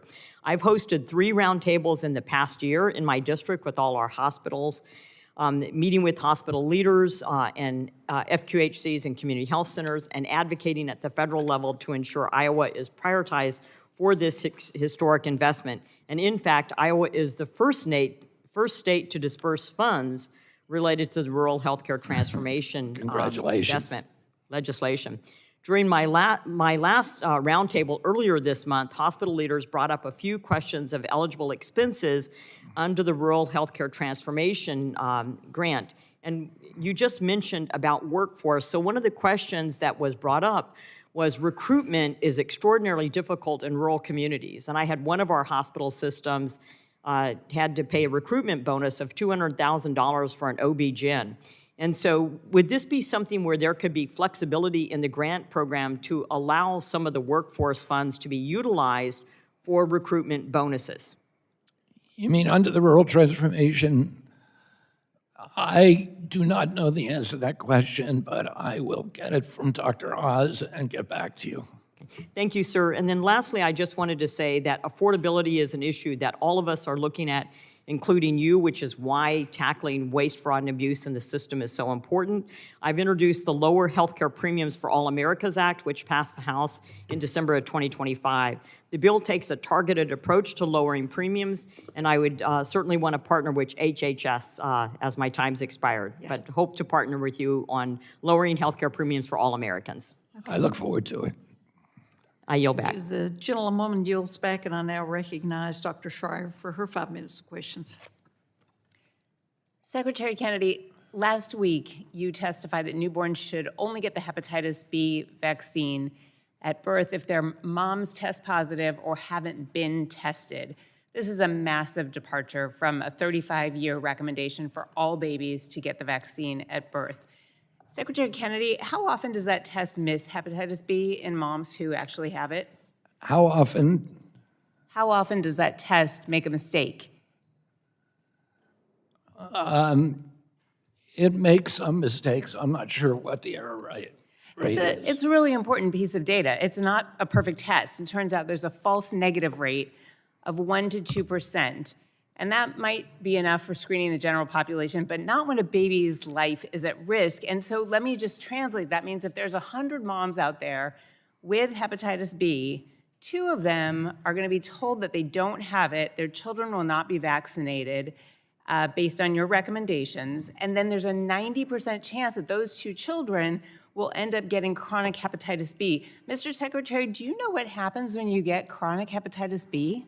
I do. I also know that the death rate in children was practically 0 for hepatitis B prior to the introduction of the vaccine. So it's interesting to say that because generally speaking, what happens with these children is that they don't die as children, but they can spread hepatitis B to other people. But they go on later in life to get cirrhosis of the liver and liver cancer, and they might need liver transplants, and they die prematurely when they are younger in adulthood. And so you're basically sentencing thousands of kids to a terrible chronic illness that you want to prevent for no reason. At the same time, you're suggesting to parents that there's something wrong with the vaccine, that it might not be safe, because after all, why not just give them to every child and not have anybody fall through the cracks? That's your underlying message. Now, there's another shot that babies get at birth. It's vitamin K, and it prevents catastrophic brain bleeds. And now that you've made parents distrust doctors and shots, some parents are now refusing the vitamin K shot and other routine care, putting these babies at risk for bleeding out. This has a name. It's called the RFK Jr. spillover effect. You spread misinformation, you scare parents and confuse them. Parents don't immunize their children or give them other routine care, and then the kids get sick and they might even die. And right now, Secretary Kennedy, given what I just told you about vitamin K, will you just tell pregnant women out there, for the record, yes, you should get your babies the vitamin K shot? Well, first of all, anybody can get a hepatitis B shot and have their Insurance company pay for it. Secretary, the point is that you're discouraging it. You're suggesting it's unsafe. This is what parents are hearing. Why else, all of a sudden, are parents saying no to vitamin K? Will you just tell them, for the record, there's women out there delivering today, that they should get the vitamin K shot for their babies? Are you saying the hepatitis B shot? No, I'm saying vitamin K. Should women allow their babies to get the vitamin K shot so they do not have brain bleeds and strokes? I would refer that to FDA and to the VRBPAC panel. The FDA has approved it. It is a recommendation, but parents are listening to you and they are doubting science. Well, I've never said anything You about are vitamin gambling K, so with- I don't see how they're listening to me on it. I've never said anything about it. You have not. I would also Sir, point I'm out taking that back there my is time. no vitamin B shot in Denmark, and they have the same rate, hepatitis B. Sir, They I'm have the taking same back my rate of time. hepatitis B as we do. Sir, this is about vitamin K. It is a spillover effect, just like measles vaccines and pertussis vaccine. I've never instilling said doubt. anything I'm gonna public move about on. it. So you saying that women are I'm listening going to move on, to what Mr. I'm saying Secretary. is just wrong. You are putting our country in a position where on I've top never of said, the literally measles- never said anything about it. That's exactly the point. You don't say anything about it, but the doubt you've created about all of medicine and science is causing parents to make dangerous decisions. Are you saying we changed the recommendations? Mr. Secretary, I'm reclaiming my time. The last time we spoke, I told you I would hold you accountable for every vaccine-preventable illness and death in this country, and now I have to add newborns bleeding out because these same parents who are listening to you are not giving their babies the vitamin K shot, and your never reckless said anything policies, about vitamin this is K. going to be your legacy.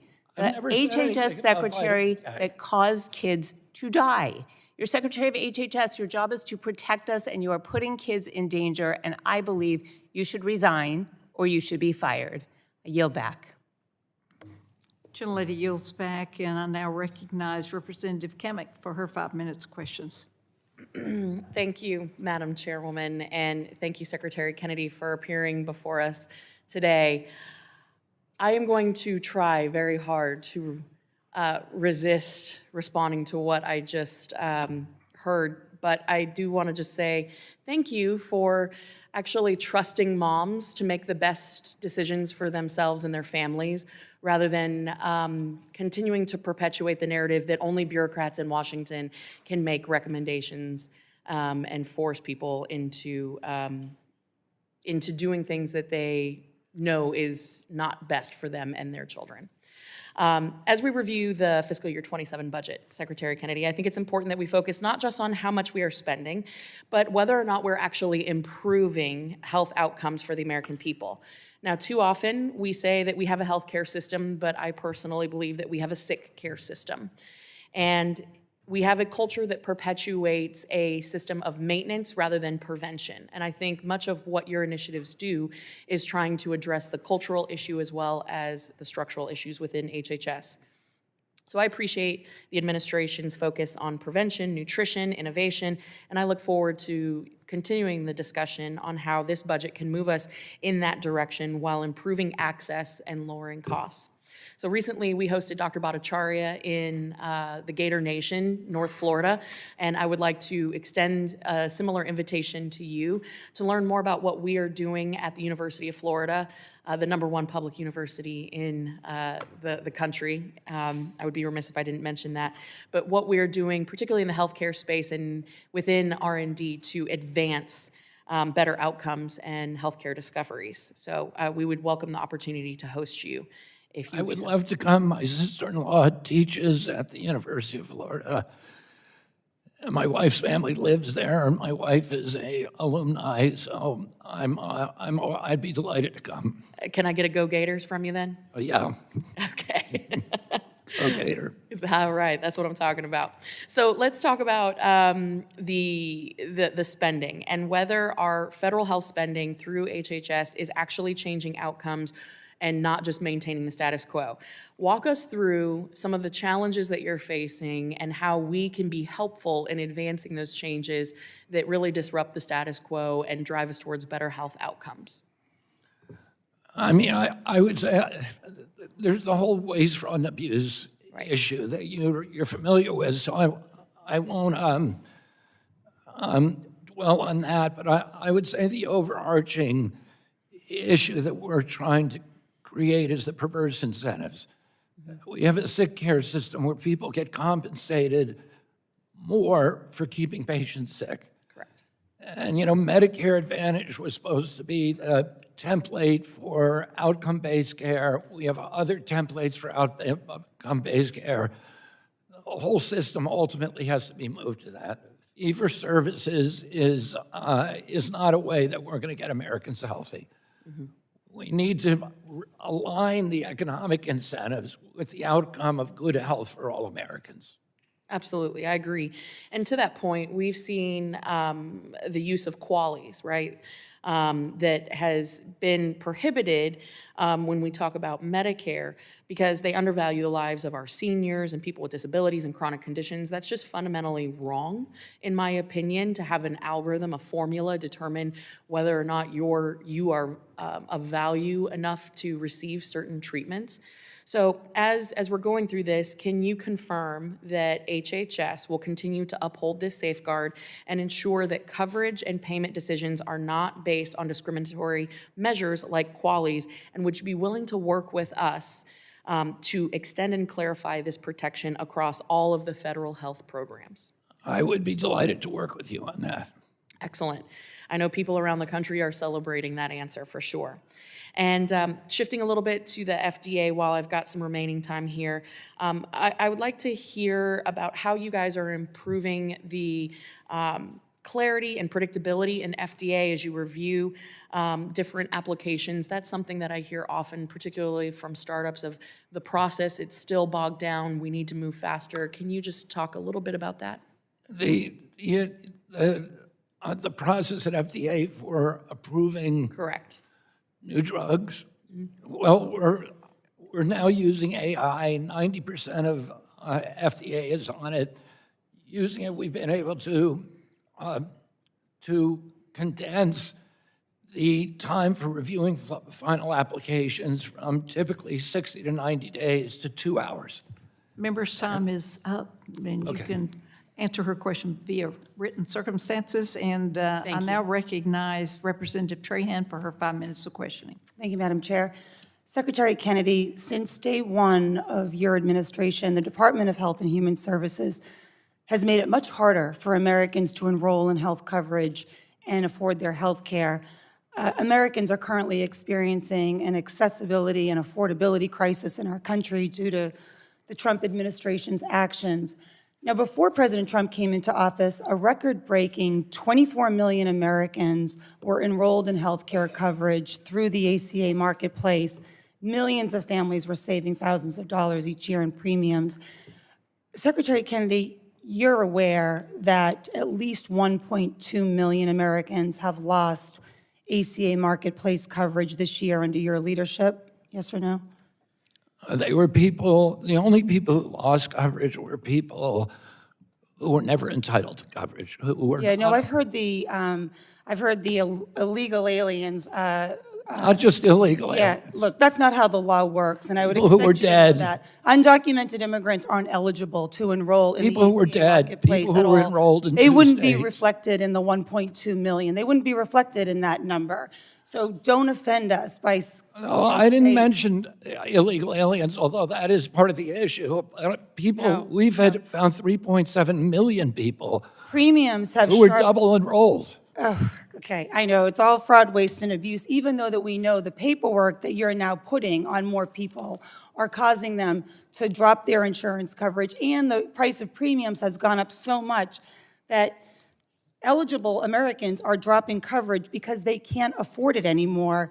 And I'd like to enter into the record the 2026 Marketplace Open Enrollment Public Use Files.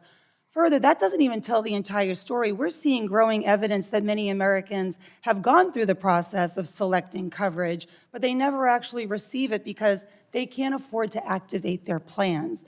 Independent analysis of 2026 insurer data suggests that roughly 3 million Americans who selected marketplace plans have never paid their first month's premium and never actually got covered. Mr. Secretary, do higher premiums lead to fewer insured Americans, yes or no? 87% of the people No, who it's just are on a the simple- exchanges now are paying less than $96 a month. You can't 54% are paying I know, I'm reclaiming 50%. my time. The question is simple. If people can't afford their premiums, does that lead to more insurance of Americans or less? Like I said, the Democrats had a chance to expand Obamacare 3 times. Yeah, I know, They I've didn't heard do the it. blame Biden too. It wasn't lowering It's a common premiums. theme with all of you. Look, was when just coverage stealing money. becomes unaffordable, healthier people are often the first to drop it, leaving behind a smaller, sicker group of people who need more care. That's what insurance call a risk pool. Now, if that risk pool gets sicker, premiums go up, right, Ms. Secretary? Yeah, of Yes. course. So nothing about your agency's harsh policies, including the $1 trillion cut to Medicaid, reduces. There's been no the cuts to number- Medicaid. I know, no cuts. There's no cuts to Medicaid. That $1 trillion cut, it doesn't reduce the number of strokes, heart attacks, cancer diagnoses, or car accidents. So what your policies do mean is that more people will show up in emergency departments without appropriate coverage. There's been no And when that happens, the cost doesn't disappear, does it, Mr. Secretary? It shows up in uncompensated care, which Look at the experts have Congressional shown is often shifted onto insured patients through higher premiums and out-of-pocket costs.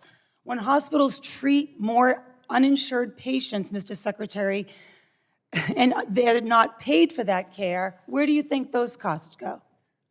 There have been no cuts to Medicaid. Look at the Congressional Budget Office last week. Yeah, They predicted a it's 47%. insulting that you would keep framing the increase in Medicaid costs as anything but increase in population growth and inflation. Look, we know that more paperwork, more eligibility checks, stricter reporting requirements, people lose coverage, not because they're ineligible, it's because the system is harder to navigate. The downstream impact of this administration's policy is clear to everyone except, I guess, you. More uninsured patients means more strain on hospitals, fewer services, higher costs for everyone. It makes care more expensive, harder to access, and weakens our healthcare infrastructure. That's not making America healthy. And I've just sat here and listened to you. You managed to give a go Gators from the witness table, but not a go K-shot. I mean, it's incredible that you Witnesses- are heading up as the Witnesses' Secretary of time Health and is Human up, Services. and, I now recognize Representative James for his 5 minutes of questioning. Mr. Secretary, I want to thank you for your courage. As somebody who's a Democrat his entire life, and this time, 2-3 years ago, ran as a Democrat, now sitting here choosing the people over a party, I want to thank you for your courage and your leadership. Mr. Secretary, the Department of Health and Human Services issued a rule in 2020 requiring healthcare providers to clearly label prices so that patients can make informed decisions about where to get treated. Under the Biden administration, that rule was not enforced, sir. As a result, patients end up paying radically different prices for the exact same services and the exact same level of care. We're talking hundreds of thousands of dollars different. That's wrong. Dilbert cartoonist Scott Adams had a term for this kind of system, confusopoly. He called it that because the friction makes it difficult to shop around by design. In 2025, President Trump issued an executive order to make America healthy again, which included an April 1st deadline for healthcare providers to comply with price transparency laws. Sir, that deadline was 3 weeks ago, and yet a third of hospitals in Michigan, and I have to imagine around the country, have not fully complied. A big part of the problem is that HHS does not have strong enough enforcement mechanisms. That's why I introduced Patients Deserve Price Tag Act to require price transparency by law, with consequences for health providers who continue to hide their prices from consumers. Mr. Secretary, will you support my efforts to lower prices and increase access, transparency, and quality of care for Americans who are struggling in today's sick care system in America? Yes, I thank you for that legislation. We have already finalized regulations that are now requiring all hospitals in the country to post and certify their prices. And so patients will be able to, if you go into a restaurant, you are able to see the price on the menu. If a car dealer told you, you can buy this car, but I'm not going to tell you the price till afterward, you would not buy it. But that is what the hospitals are asking you to do. Thank you for increasing transparency. we are and giving changing people the that. choice. Thank you, Mr. Secretary. I would appreciate your support on making that permanent so that it cannot be ripped away from the American people after this administration is concluded. Happy to work with you. Thank you, sir. Mr. Secretary, ticks are becoming a bigger problem in Michigan and around the country. My wife and son have Lyme disease and other co-infections, but they don't show through standard antibody testing. If you have the ability to pay for a high-cost test like IGeneX, it shows the strains and confirms Bartonella in her red blood cells, and my son has Babesia in his red blood cells. We know that undiagnosed Lyme causes fatigue, autoimmune conditions, and neuropsychiatric issues in elderly and even schizophrenia in younger patients. We also know that with proper diagnosis, many of these symptoms can be treated and the disease reversed. My concern is that many Michiganders who are suffering from unexplained symptoms may think they've been tested for Lyme, when in reality, they have not because the standard test is not thorough enough. What can we do together to make sure that people are getting thorough and accurate testing for Lyme disease to stop these types of spreads, sir? Yeah, I mean, this is a priority for us, Congressman. Lyme disease has been a hidden disease because the government has been denying its existence. Prior to me getting in, heads of my agency, the leading heads of NIH, were telling the American people it's a myth, it doesn't really exist. We've changed all that. We've conducted a Lyme roundtable with the best experts from around the country. Many people from this body participated in it. We put up a webpage. I'm not sure if it's up yet, but it should be up so that people can find the best physicians for treating it. We're putting large amounts of money into Lyme research, and absolutely we should be doing pre-screening for people to see if they have it. So many millions and millions of Americans have this disease and don't know it, and it's absolutely debilitating to their lives. Mr. Secretary, in the time that I have remaining, are there any questions, comments, or concerns that you feel like you have not had the opportunity to address? I mean, I would say the same thing about long COVID, and we're addressing that too. We're getting the best physicians in the country together. We're identifying the treatments and the protocols that work and those that don't, and we're giving patients for the first time good information about it. Thank you, Mr. Secretary, for your leadership and your patriotism. God bless. With that, Madam Chair, I yield. Thank you. The representative gentleman yields back, and I now recognize Representative Easy for his 5 minutes questioning. Thank you. Secretary Kennedy, I noticed something kind of funny today.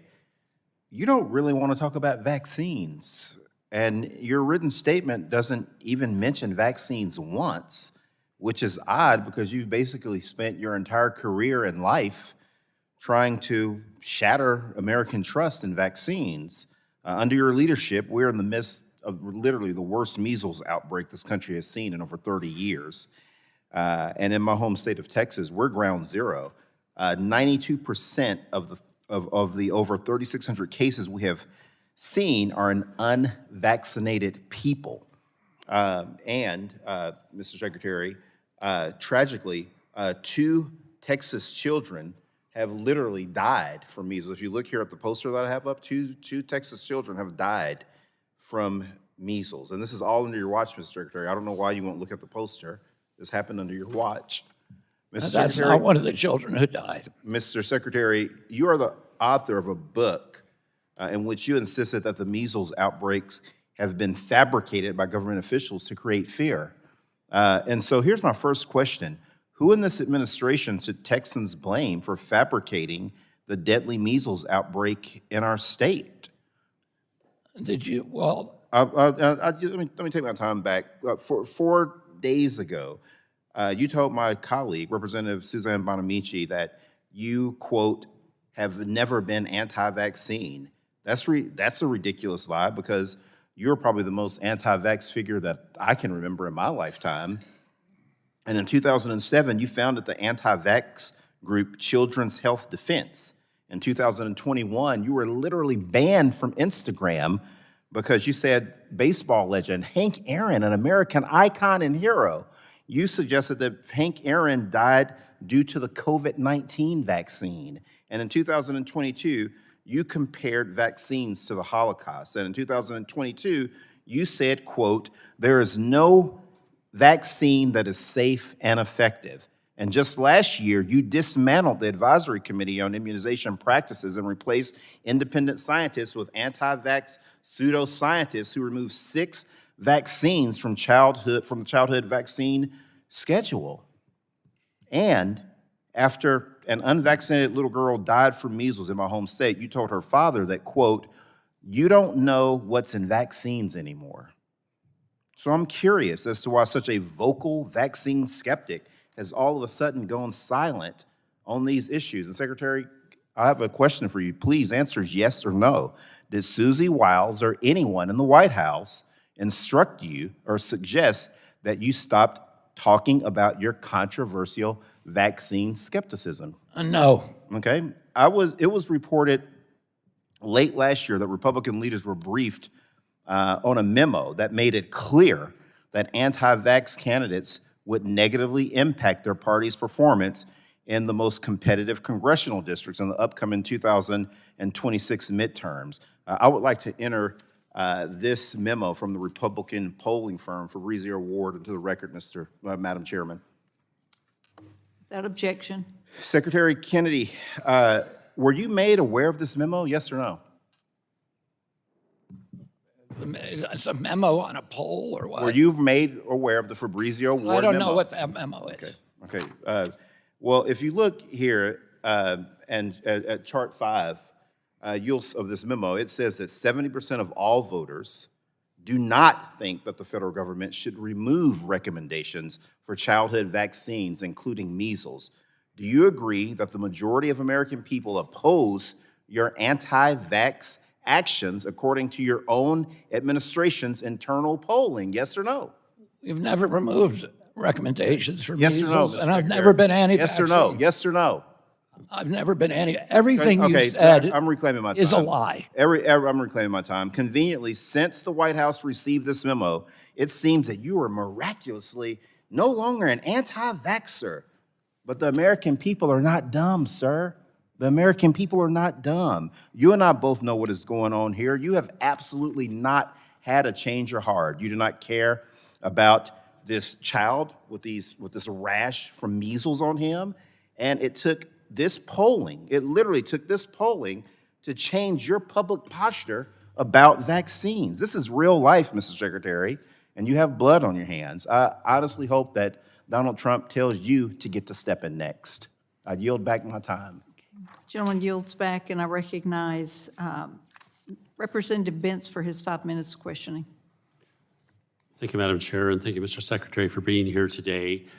The Wall Street Journal on April 12th, John C. Goodman wrote on the opinion page, "Trump is making the best of Obamacare." And in that article, he talks about the 2027 ACA exchange rule, which would allow health insurers to offer non-network plans on market exchanges. Health insurers would be able to set reference prices. And actually, this is a really clever idea, and I'm just curious your thinking on it, and if it's one of those things that someone has been trying to get in place for years. I happen to think it's excellent, but perhaps I'm wrong. What do you think? Can you just repeat the proposal?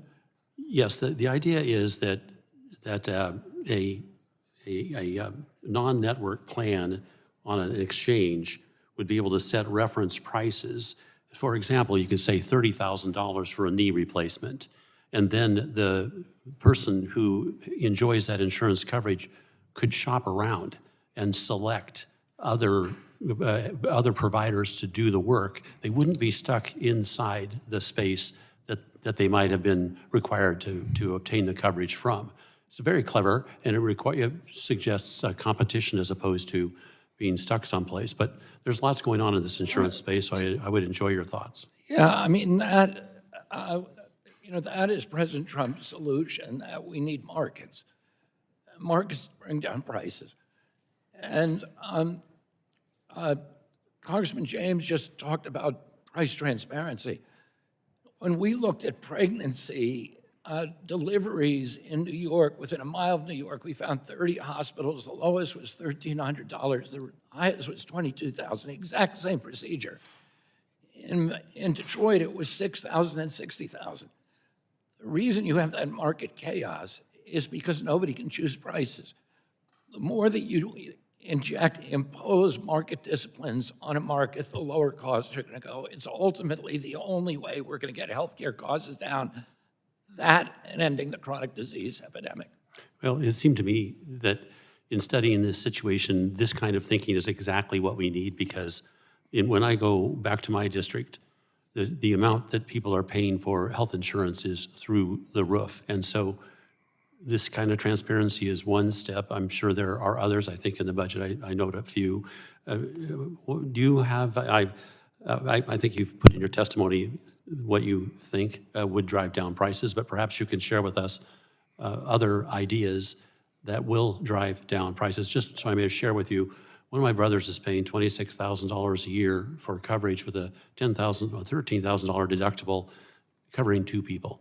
So what in the world can I go back to him and say, hey, the administration is working on trying to drive these prices down? Yeah, I mean, we have literally dozens and dozens of programs and initiatives for driving prices down. The biggest one is ending the chronic disease epidemic. In 1960, when my uncle was president, we spent 0 on chronic disease in this country. Now we spend about $4.3 trillion a year, and it is rising exponentially. So that's one issue that we are addressing for the first time in history. The drug pricing, the MFN, we were paying the highest price in the world, 10 times in some cases what Europeans were spending for the exact same price that was made in a factory in New Jersey. And now we're paying the lowest prices in the world. The cost sharing, which is the president's proposal, will lower costs, will lower premiums by 10%. And then, I'm sorry,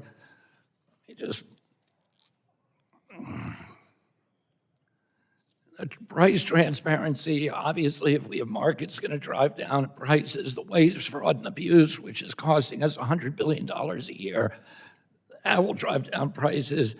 Ending upcoding in Medicaid, which we are finally doing. We're the first administration that's ever doing it. That will lower prices.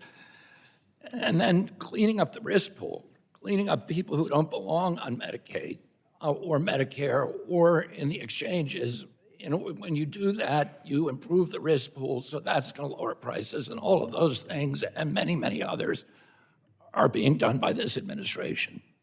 Happy to hear it. Thank you, Mr. Secretary. Yield back. Thank you. Gentleman yields back, and I recognize Representative Fletcher for her 5 minutes of questions. Thank you, Chairwoman.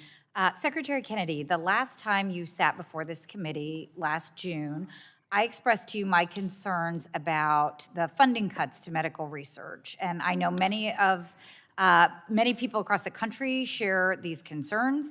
I represent a lot of people who do, and a lot of them do this work in medical research at the Texas Medical Center in Houston, the largest medical complex in the world. And in response last year, you told me it's not our intention to cut critical research. We need to keep America as the hub of this critical research.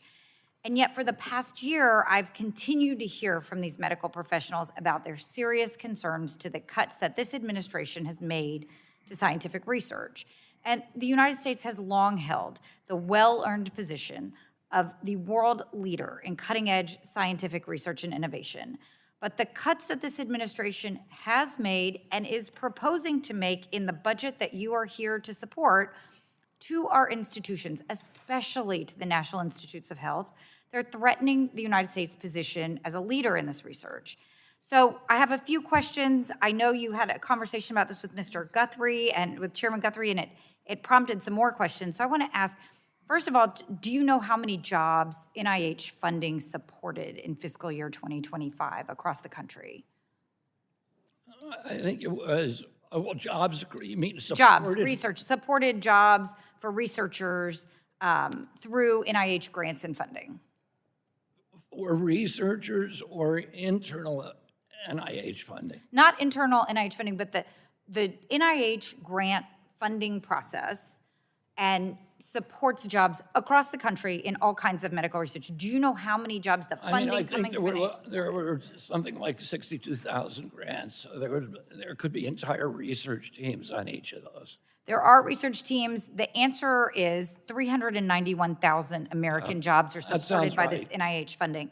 And so, more than 80% of NIH's budget supports these cutting-edge research grants through a competitive, merit-based process that annually awards, as you said, more than 300,000 researchers at more than 2,500 universities, medical schools, and institutions in all 50 states. So it's concerning to me that the fiscal year 2027 budget request that we're talking about today renews the prior push to cap indirect costs at 15% and doesn't address the significant funding delays that we talked about earlier at NIH. At the same time that the US is cutting funding for research, other countries are investing in research. And for example, as you discussed with Chairman Guthrie, China has made no secret of its ambition to dominate biomedical research. I believe you testified earlier, I made a note, you said China's eating our lunch. And China is graduating more STEM PhDs than any other country, dramatically increasing state investment in biomedical research infrastructure. And Secretary Kennedy, do you understand that cutting federally funded research, as this budget does, will cede U.S. leadership on biomedical research to China and create national security and global competitiveness challenges for the United States? You want me to answer that question? Yes, please. You want me to give a thoughtful answer to that question? 'Cause I would like an answer share to the your question. concerns. Yeah. We still pay for almost 80% of the biomedical research on Earth at NIH, much more than any other country does. I don't want to cut NIH programs. Russ Vought doesn't want to cut NIH programs, but we have a $39 trillion debt.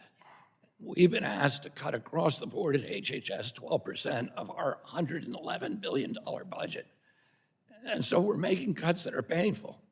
Some of those are going to be to NIH, but I can also say that Mr. NIH Secretary, is funding a lot of crazy stuff. I do appreciate, I have limited time, so if you want to elaborate on that, I ask you to do it in writing. I do want to ask a couple of other questions because in addition to the cuts, there are also just delays. And in response to Chairman Guthrie's question about what to do about some of these issues and competitiveness, you said we're doing it. But in the first 13 months of the administration, do you know how many notice of funding opportunities were issued compared to 2024? We're not going to have time for you to answer unless you know it off the top of your head. But I will tell you, NIH issued 84 NOFOs. 84. I'm happy to explain why that is. 787 in 2024. So, if we are falling behind here, we need to figure out the funding that we are doing. We got to get it out the door. So I have more questions for you. I will submit them for the record. I thank you very happy much, to talk Chairwoman. about that, and I appreciate you allowing me to answer something. So, and I can answer that other one for you, but I'm also happy to work with you on it. Thank you. I'll submit my questions for the record. Thank you, Madam Chair. Gentlelady's time is up, and now I recognize Representative Ruley for his 5 minutes of questions. Thank you, Mr. Secretary, for visiting the Ohio State House during COVID and helping the Ohio Senate and the entire Ohio State House go through that crisis together. Your efforts in expanding patient affordability and access to life-saving drugs is always appreciated. Last August, however, though, the FDA classified desiccated thyroid extract, or DTE, as a biologic, giving DTE manufacturings 1 year to cease production or face enforcement. This action of enforcement is destroying it. This classification also limited the ability for pharmacists to compound DTE, meaning that patients had to switch to much more expensive alternatives. So the question, Mr. Secretary, is what was the basis for the FDA to classify DTE as a biologic? I would say that there is controversy within my agency about that decision, and I am very, very happy to work with you on that, on resolving it. I appreciate you. I invite you to contact my office and contact me directly, and I will work with you on that. With patients facing this August deadline, do you have any steps that you think you could, maybe influence several Congress members and to reassess how we look at this to help your department move forward and get these conversations going to an elevated level? On which subject? On the DTE subject. Is there anything that Congress could do to help your staff move forward? If you call me about it, I will. I'll convene a high-level meeting where we can talk to you and answer your questions and see if there's a resolution. I really appreciate that, Mr. Secretary. And I do have a couple minutes left. Is there anything you'd like to clarify during the last couple hours that maybe you weren't given the opportunity to? Please feel free to do so. Yeah, I mean, there was a number of statements again made about my so-called anti-vaccine. I've always said for 20 years I'm not anti-vaccine. I just want the same kind of testing done for vaccines of safety testing. Hepatitis V vaccine was tested for 4 days with no placebo, a product that's given to millions of children every year. You would never allow a medical product to do that. And so all I want is good testing. I'm not anti-vaccine, or I wouldn't be putting $1 billion into developing new vaccines right now. So it's counterintuitive. Look at my record here and say I'm anti-vaccine. I'm pro-science. I want to ask the right questions. I don't think there's any taboos. I don't think this religious belief that you have to say all vaccines are safe for everybody and they're all effective for everybody, that we all have to accept that, and anybody who disagrees with that is marginalized, vilified, and deplatformed. I think we ought to be able to talk. We ought to be able to talk about science and do it in a way that's dignified and congenial and open-minded. Mr. Secretary, I will say in the last 5 years that I've known you, the one thing that anyone that knows you would say is you welcome conversations and open debate. That's how we grow, and I appreciate your time. And with that, I yield my time back to the chair. Thank you. Will the gentleman yield? I yield it back to the chair. Okay, thank you for yielding back to the chair. And now I recognize Representative Ocasio-Cortez for her 5 minutes. Thank you, Madam Chairwoman. How you doing, Mr. Secretary? Good. Thank you for asking. No, of course, of course. I'm not sure if you remember our last chat about a year ago where we talked about Medicare Advantage. But, I think one area of agreement that we have, I hope, is that these insurance companies are fleecing the public, right? Can we agree on that? Absolutely. And they are, it's highway robbery on the American people, on people who are sick, on seniors. We're on the same page about that, right? Yes. And last year, I brought up Medicare, the Medicare Advantage program to you, because these corporations like United Healthcare, Aetna, are known to be defrauding the public. And really, we know that with Medicare Advantage, it's to the tune of about $80 billion. And the Department of Justice has, in fact, opened an actual... You mentioned United last time. So you remember this, right? Yes. Okay, I'm glad that we're able to kind of jog the memory on there. We chatted about this, and we actually chatted about it afterwards, too. And so we know this. We're all on the same page here. United, CVS, Aetna, they're defrauding the American public to the tune of $80 billion a year. We know that they're doing this to the public. You know it, I know it. We've even had some bipartisan chat about this. And so I was surprised to see about 2 weeks ago, you had decided to give them another $13 billion. And it was used through the mechanism of the MA reimbursement rates. But I want to know, why did you do that? And first of all, I agree with you on everything that you said. We have to look at the reimbursements that the industry get, which they said there'd been a 5% increase in cost. And that if we didn't give them the full 5%, they were going to lose, that it would impair patient choice, particularly in some regions of the country. The industry would leave. We gave them a 2% raise. Right. And I hear what you're saying, Mr. Secretary, that the industry is saying that they're increasing these costs, but the industry is defrauding the public. So we know they're lying.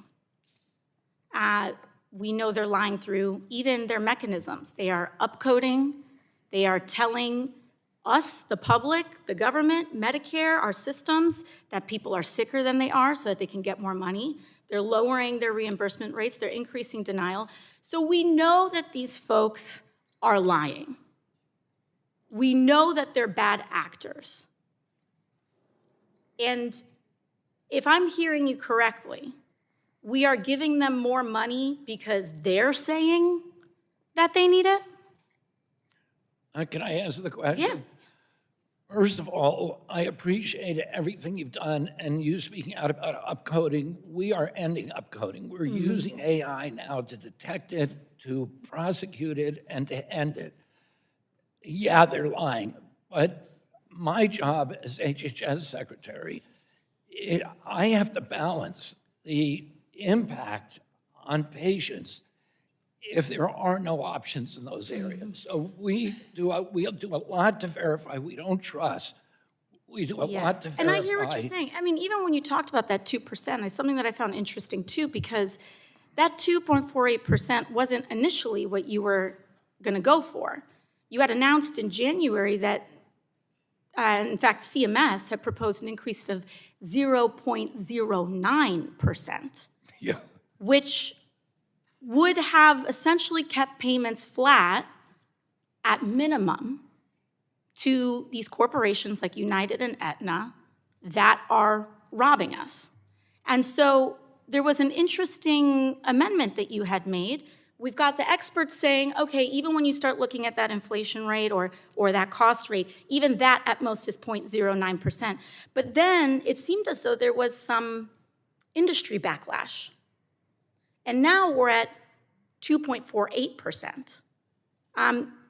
We're giving them $13 billion when they are stealing $80 billion a year as it is. I say we let them eat it. Why not? Well, you can see from what we originally published what our intention was, to give them essentially nothing. Okay. And we got a huge blowback, not only from the industry, but providers and everybody else who said, we are going to experience closures. We're going to experience places where you cannot get insurance. It is going to leave all these patients high and dry. We did our own investigation, and you can look at healthcare costs. Representative, It did time's increase up. by- And you can, Anyway, I'm letting I the really secretary- appreciate you giving me a chance to answer questions. I can't thank you enough for that. Appreciate it. Bye. Thank we'll you. hear more about that. Now I recognize Representative Houchin for her 5 minutes of questioning. Thank you, Madam Chair. Thank you, Mr. Secretary. Appreciate your patience today.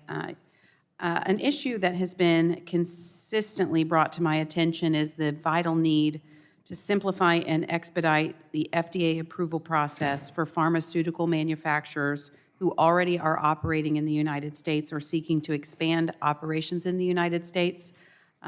This is part of the Biomedical Advancement Research and Development Authority trying to expedite our national security for manufacturing medicines here in the United States. Indiana is a national leader in pharmaceutical production and exports, and the industry continues to expand its research and development. In the last couple of years alone, Eli Lilly and Company, Roche Diagnostics, and Novartis have announced billions of dollars of investments in manufacturing facilities and drug development. Areva Pharmaceuticals is a critical manufacturer of generics in my district, which I'm proud to have headquartered in southern Indiana, and they've been manufacturing pharmaceutical products in Indiana since 2011. They're continuing their efforts to expand production to include manufacturing of raw materials. They make fludarabine phosphate, which is a key pretreatment for CAR T-cell therapy and stem cell therapy for cancer treatment. And the only place they can source the precursor to make that medication is in Wuhan, China. They are facing a lengthy and complicated approval process with uncertain timelines, making it extremely difficult to expand these productions in raw materials.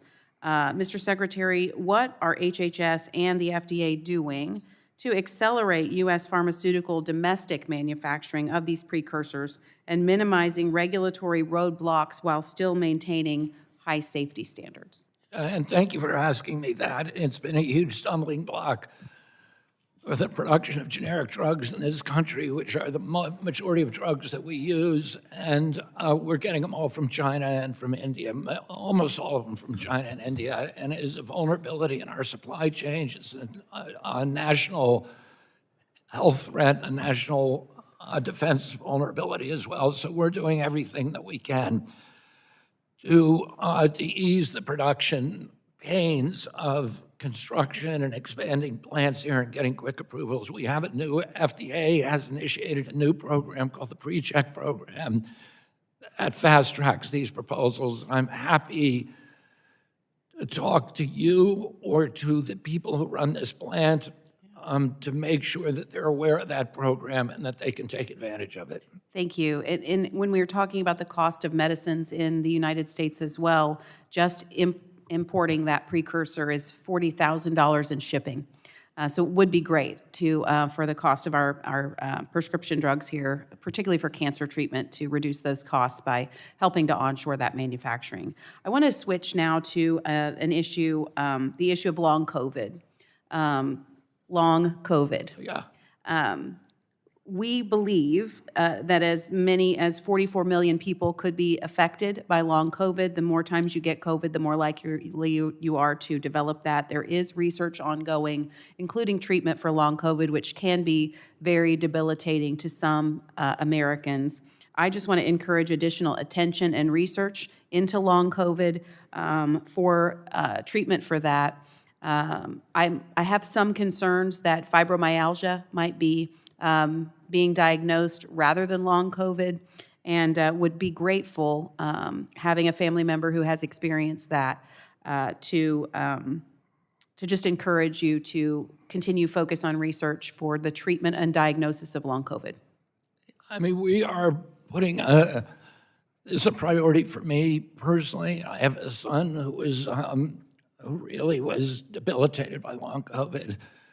We've had roundtable at HHS for the first time in history. We brought in the best experts from around the country, people like Jordan Vaughn from New Jersey, and the best people who have the most experience at treating it successfully from California, from all over the country. And we are targeting diagnostics to make sure that there's uniform diagnostics of very, very complex illness that manifests differently in almost every person. Treatment protocols are different than people. There is no panacea.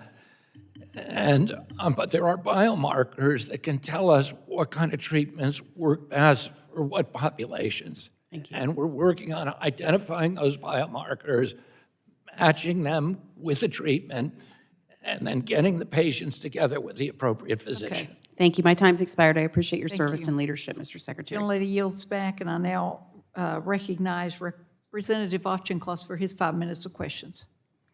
Thank you, Chairwoman. Hi, Secretary. Good afternoon. Good afternoon. I want to talk about the Food and Drug Administration, which reports to you.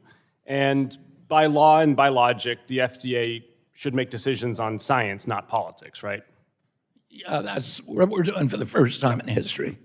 And I also know that as an environmental litigator, I mean, you really emphasize lifting up the voices of scientists when politicians were trying to pressure them, right? That was a big part of your litigation against environmental toxins, right?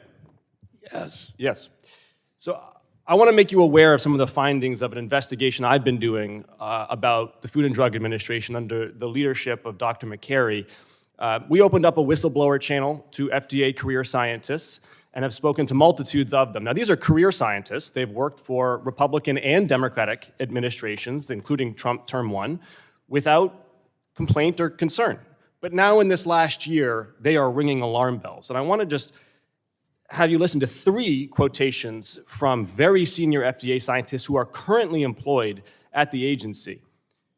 One, quote, FDA staff have been subject to a steady, unrelenting compromise of our scientific standards to support ideologically driven policy goals, more focused on media sound bites and their own self-promotion than our nation's health. That's one senior scientist. Another, currently employed. Quote, I was pressured into withholding a recommendation for approval for a drug that was intended for a rare disease by Dr. Prasad and other FDA leadership. I know the drug would have been approved had it not been for the political pressure. Number three, another senior career scientist currently employed. Quote, Dr. McCarry's approach has made direct lobbying to the commissioner's office a smart and productive business practice for companies to get what they want. Secretary, you spent your career trying to lift up on the environmental front scientists beating back political pressure. Does this sound like an agency that is effectively lifting up science over politics?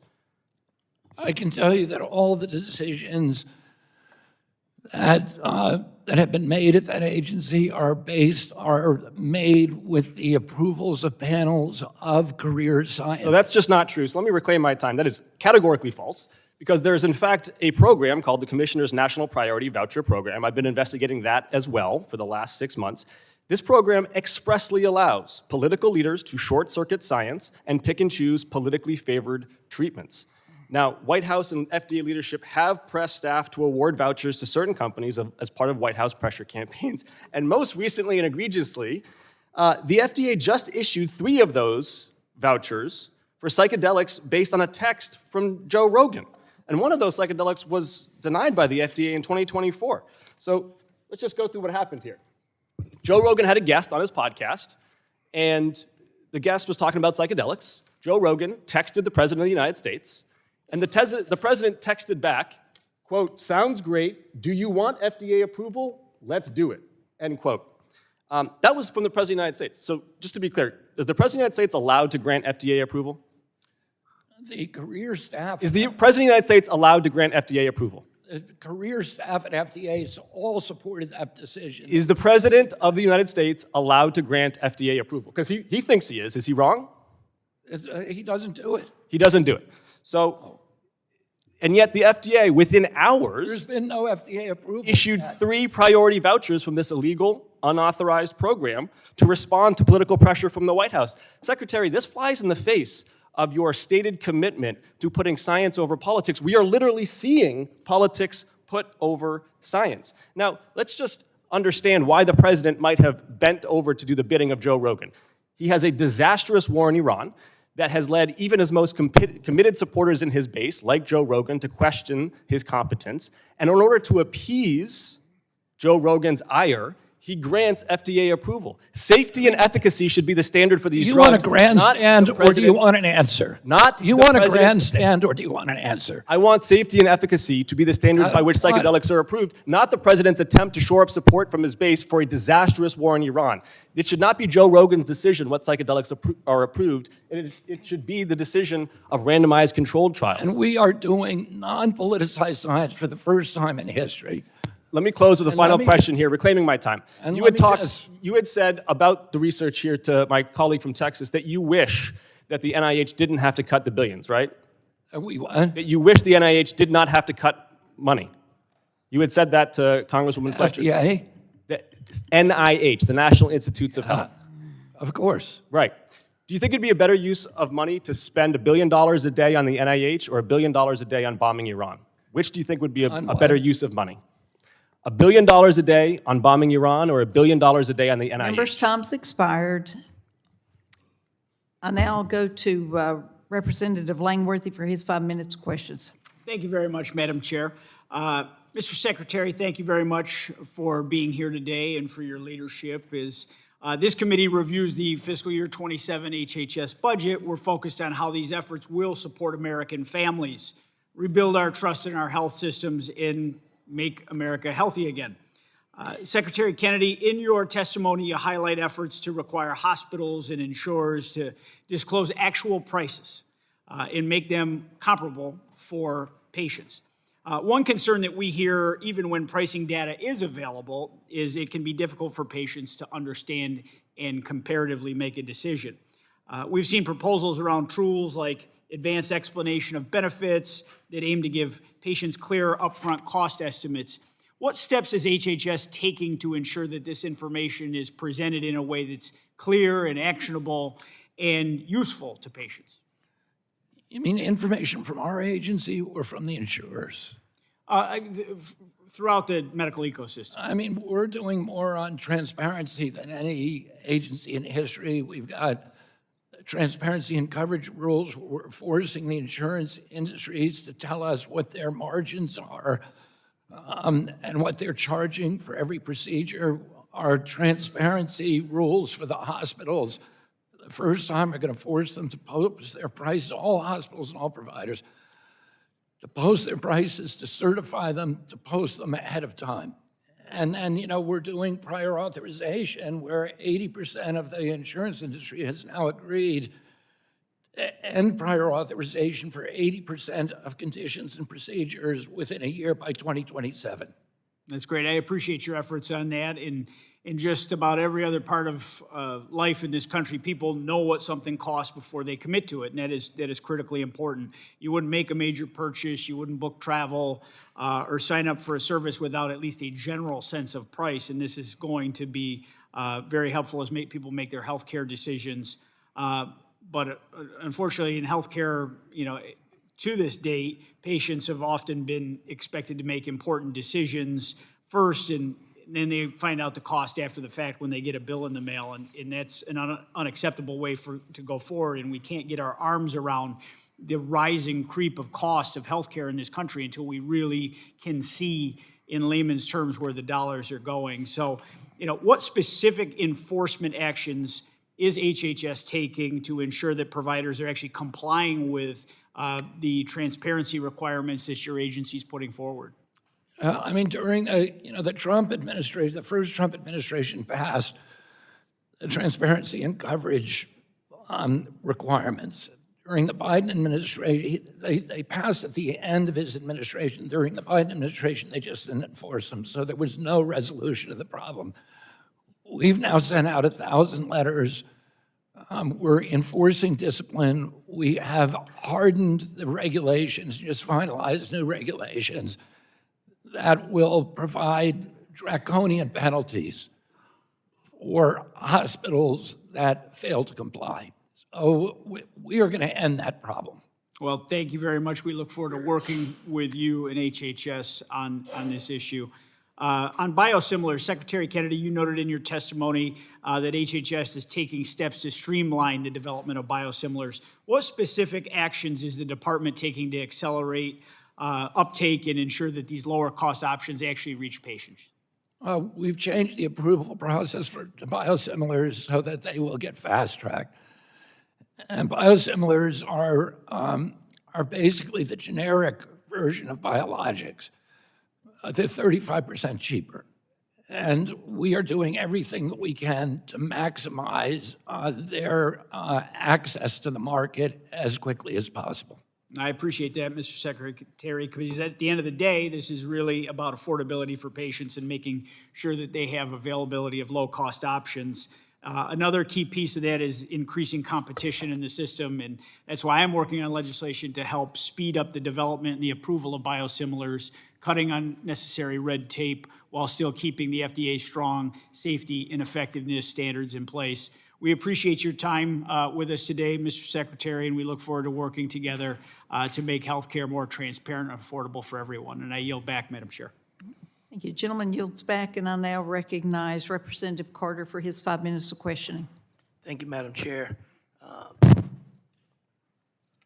Like many of our colleagues, Mr. Secretary, I'm appalled by the chaos that has transpired in HHS in the past year, including at SAMHSA. On January 13th, SAMHSA canceled some $2 billion in grant funding for mental health and substance use programs, putting grantees in a state of uncertainty. Approximately 2,000 grantees received a letter stating that they were being terminated immediately and that no corrective action could align the award with agency priorities. Madam Chair, I'd like to enter a copy of that letter into the record. Without objection. Mr. Kennedy, Secretary Kennedy, you stated that you weren't aware of these cuts. Are you not aware of this letter that went out relative to these I was not aware of it prior to going out, but as soon as I found out about it, I withdrew it within 24 hours. And how does such a mistake happen? In an agency of the size of yours, how does something like this happen that sends a reverberating fears throughout the hearts and minds of people who are suffering in our country? We have a $2.3 trillion agency. It's the biggest agency in the history of government. It's the size of the 6th largest economy in the world. We have hundreds and hundreds of agencies and sub-agencies. We have careers working for us who oftentimes are hostile, who are not aligned with the president and his agenda. Are you suggesting that there's someone? Are you suggesting this was done nefariously by somebody not in your And then because of the corruption during the Biden administration, we did a lot of things that some of them were overcorrecting. Sir, respectfully, can I cut you off? I asked you about these egregious cuts. You said there were a mistake. A mistake by the Biden administration during your administration? It was a mistake by my administration. Then how do you then inject something about the Biden administration? I'm asking you about something. You want me to answer that question? Yeah, I do, but I want you to answer it honestly, sir. Because we had to do an extra amount of surveillance because of all the corruption that was happening within our agency. Corruption caused your mistake? What? Corruption caused your mistake?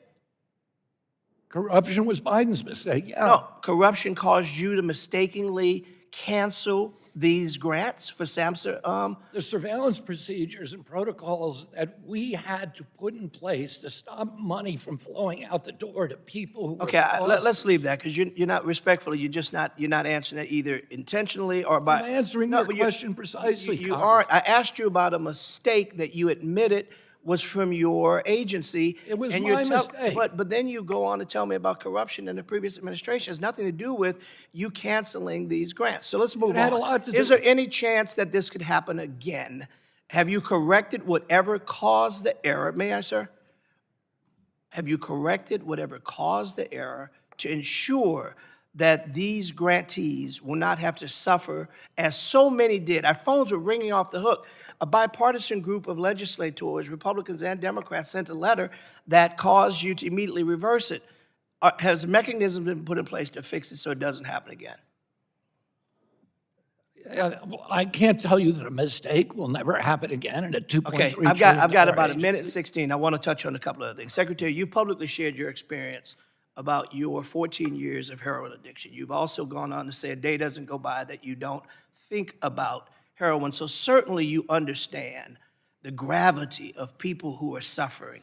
Certainly you understand the gravity of people who have addictions and they need resources. But how do we expect that you really understand that when your own budget undermines substance use prevention, treatment, and recovery services, block grant, state opioid response, and community mental health block grant programs by consolidating them into behavioral health innovation grant? How do we expect mental health and substance use providers and administrators of high quality, evidence-based care that they'll be able to compete against the other same limited funding under your proposals? What message are we sending to people back home? We're making the system more efficient, and I'm putting more money into it than any other HHS secretary in history. Not only that, we're putting $49 million into opioid response and putting $100 million into sober housing. I got 2 seconds. Respectfully, you know what I really wish you'd spend more time on? More time thinking about the American people, less time talking about whale heads, bear heads, and raccoon parts. Okay. Talking about what's important to the American people and how they can. I don't talk about any of those things. Okay, You guys were all Representative talking time is up, and we have one more original member of the committee, and we'll let him ask his questions. And I know you've got a heart out, and we appreciate you staying over. I'll turn it over to Representative Landsman for his 5 minutes of questions. Thank you, Mr. Chair. Good afternoon. A couple things. One, I'm from Cincinnati. As I mentioned last time, our community action agency, as you know, they do Head Start, utility assistance. They were awarded a grant. Their CDBG grant was awarded to them, but it hasn't come yet. And so I got a frantic call from a constituent saying that they were going to get furloughed or fired because of the delay in the grant going out. Can we work together to try to get that grant out? I would love to work. Okay, thank you. This is the Cincinnati. You're welcome to call me if. We've sent a note to the. I'm to more your, accessible to Congress than I think any other cabinet member. We've sent a note to your office, but I want to make sure we can get these out the door so that no one gets fired. You had mentioned the rural hospital piece, $50 billion, largest investment, but there's a reason why the Senate Republicans asked for a $50 billion rural hospital investment is because of the nearly $1 trillion cut to Medicaid.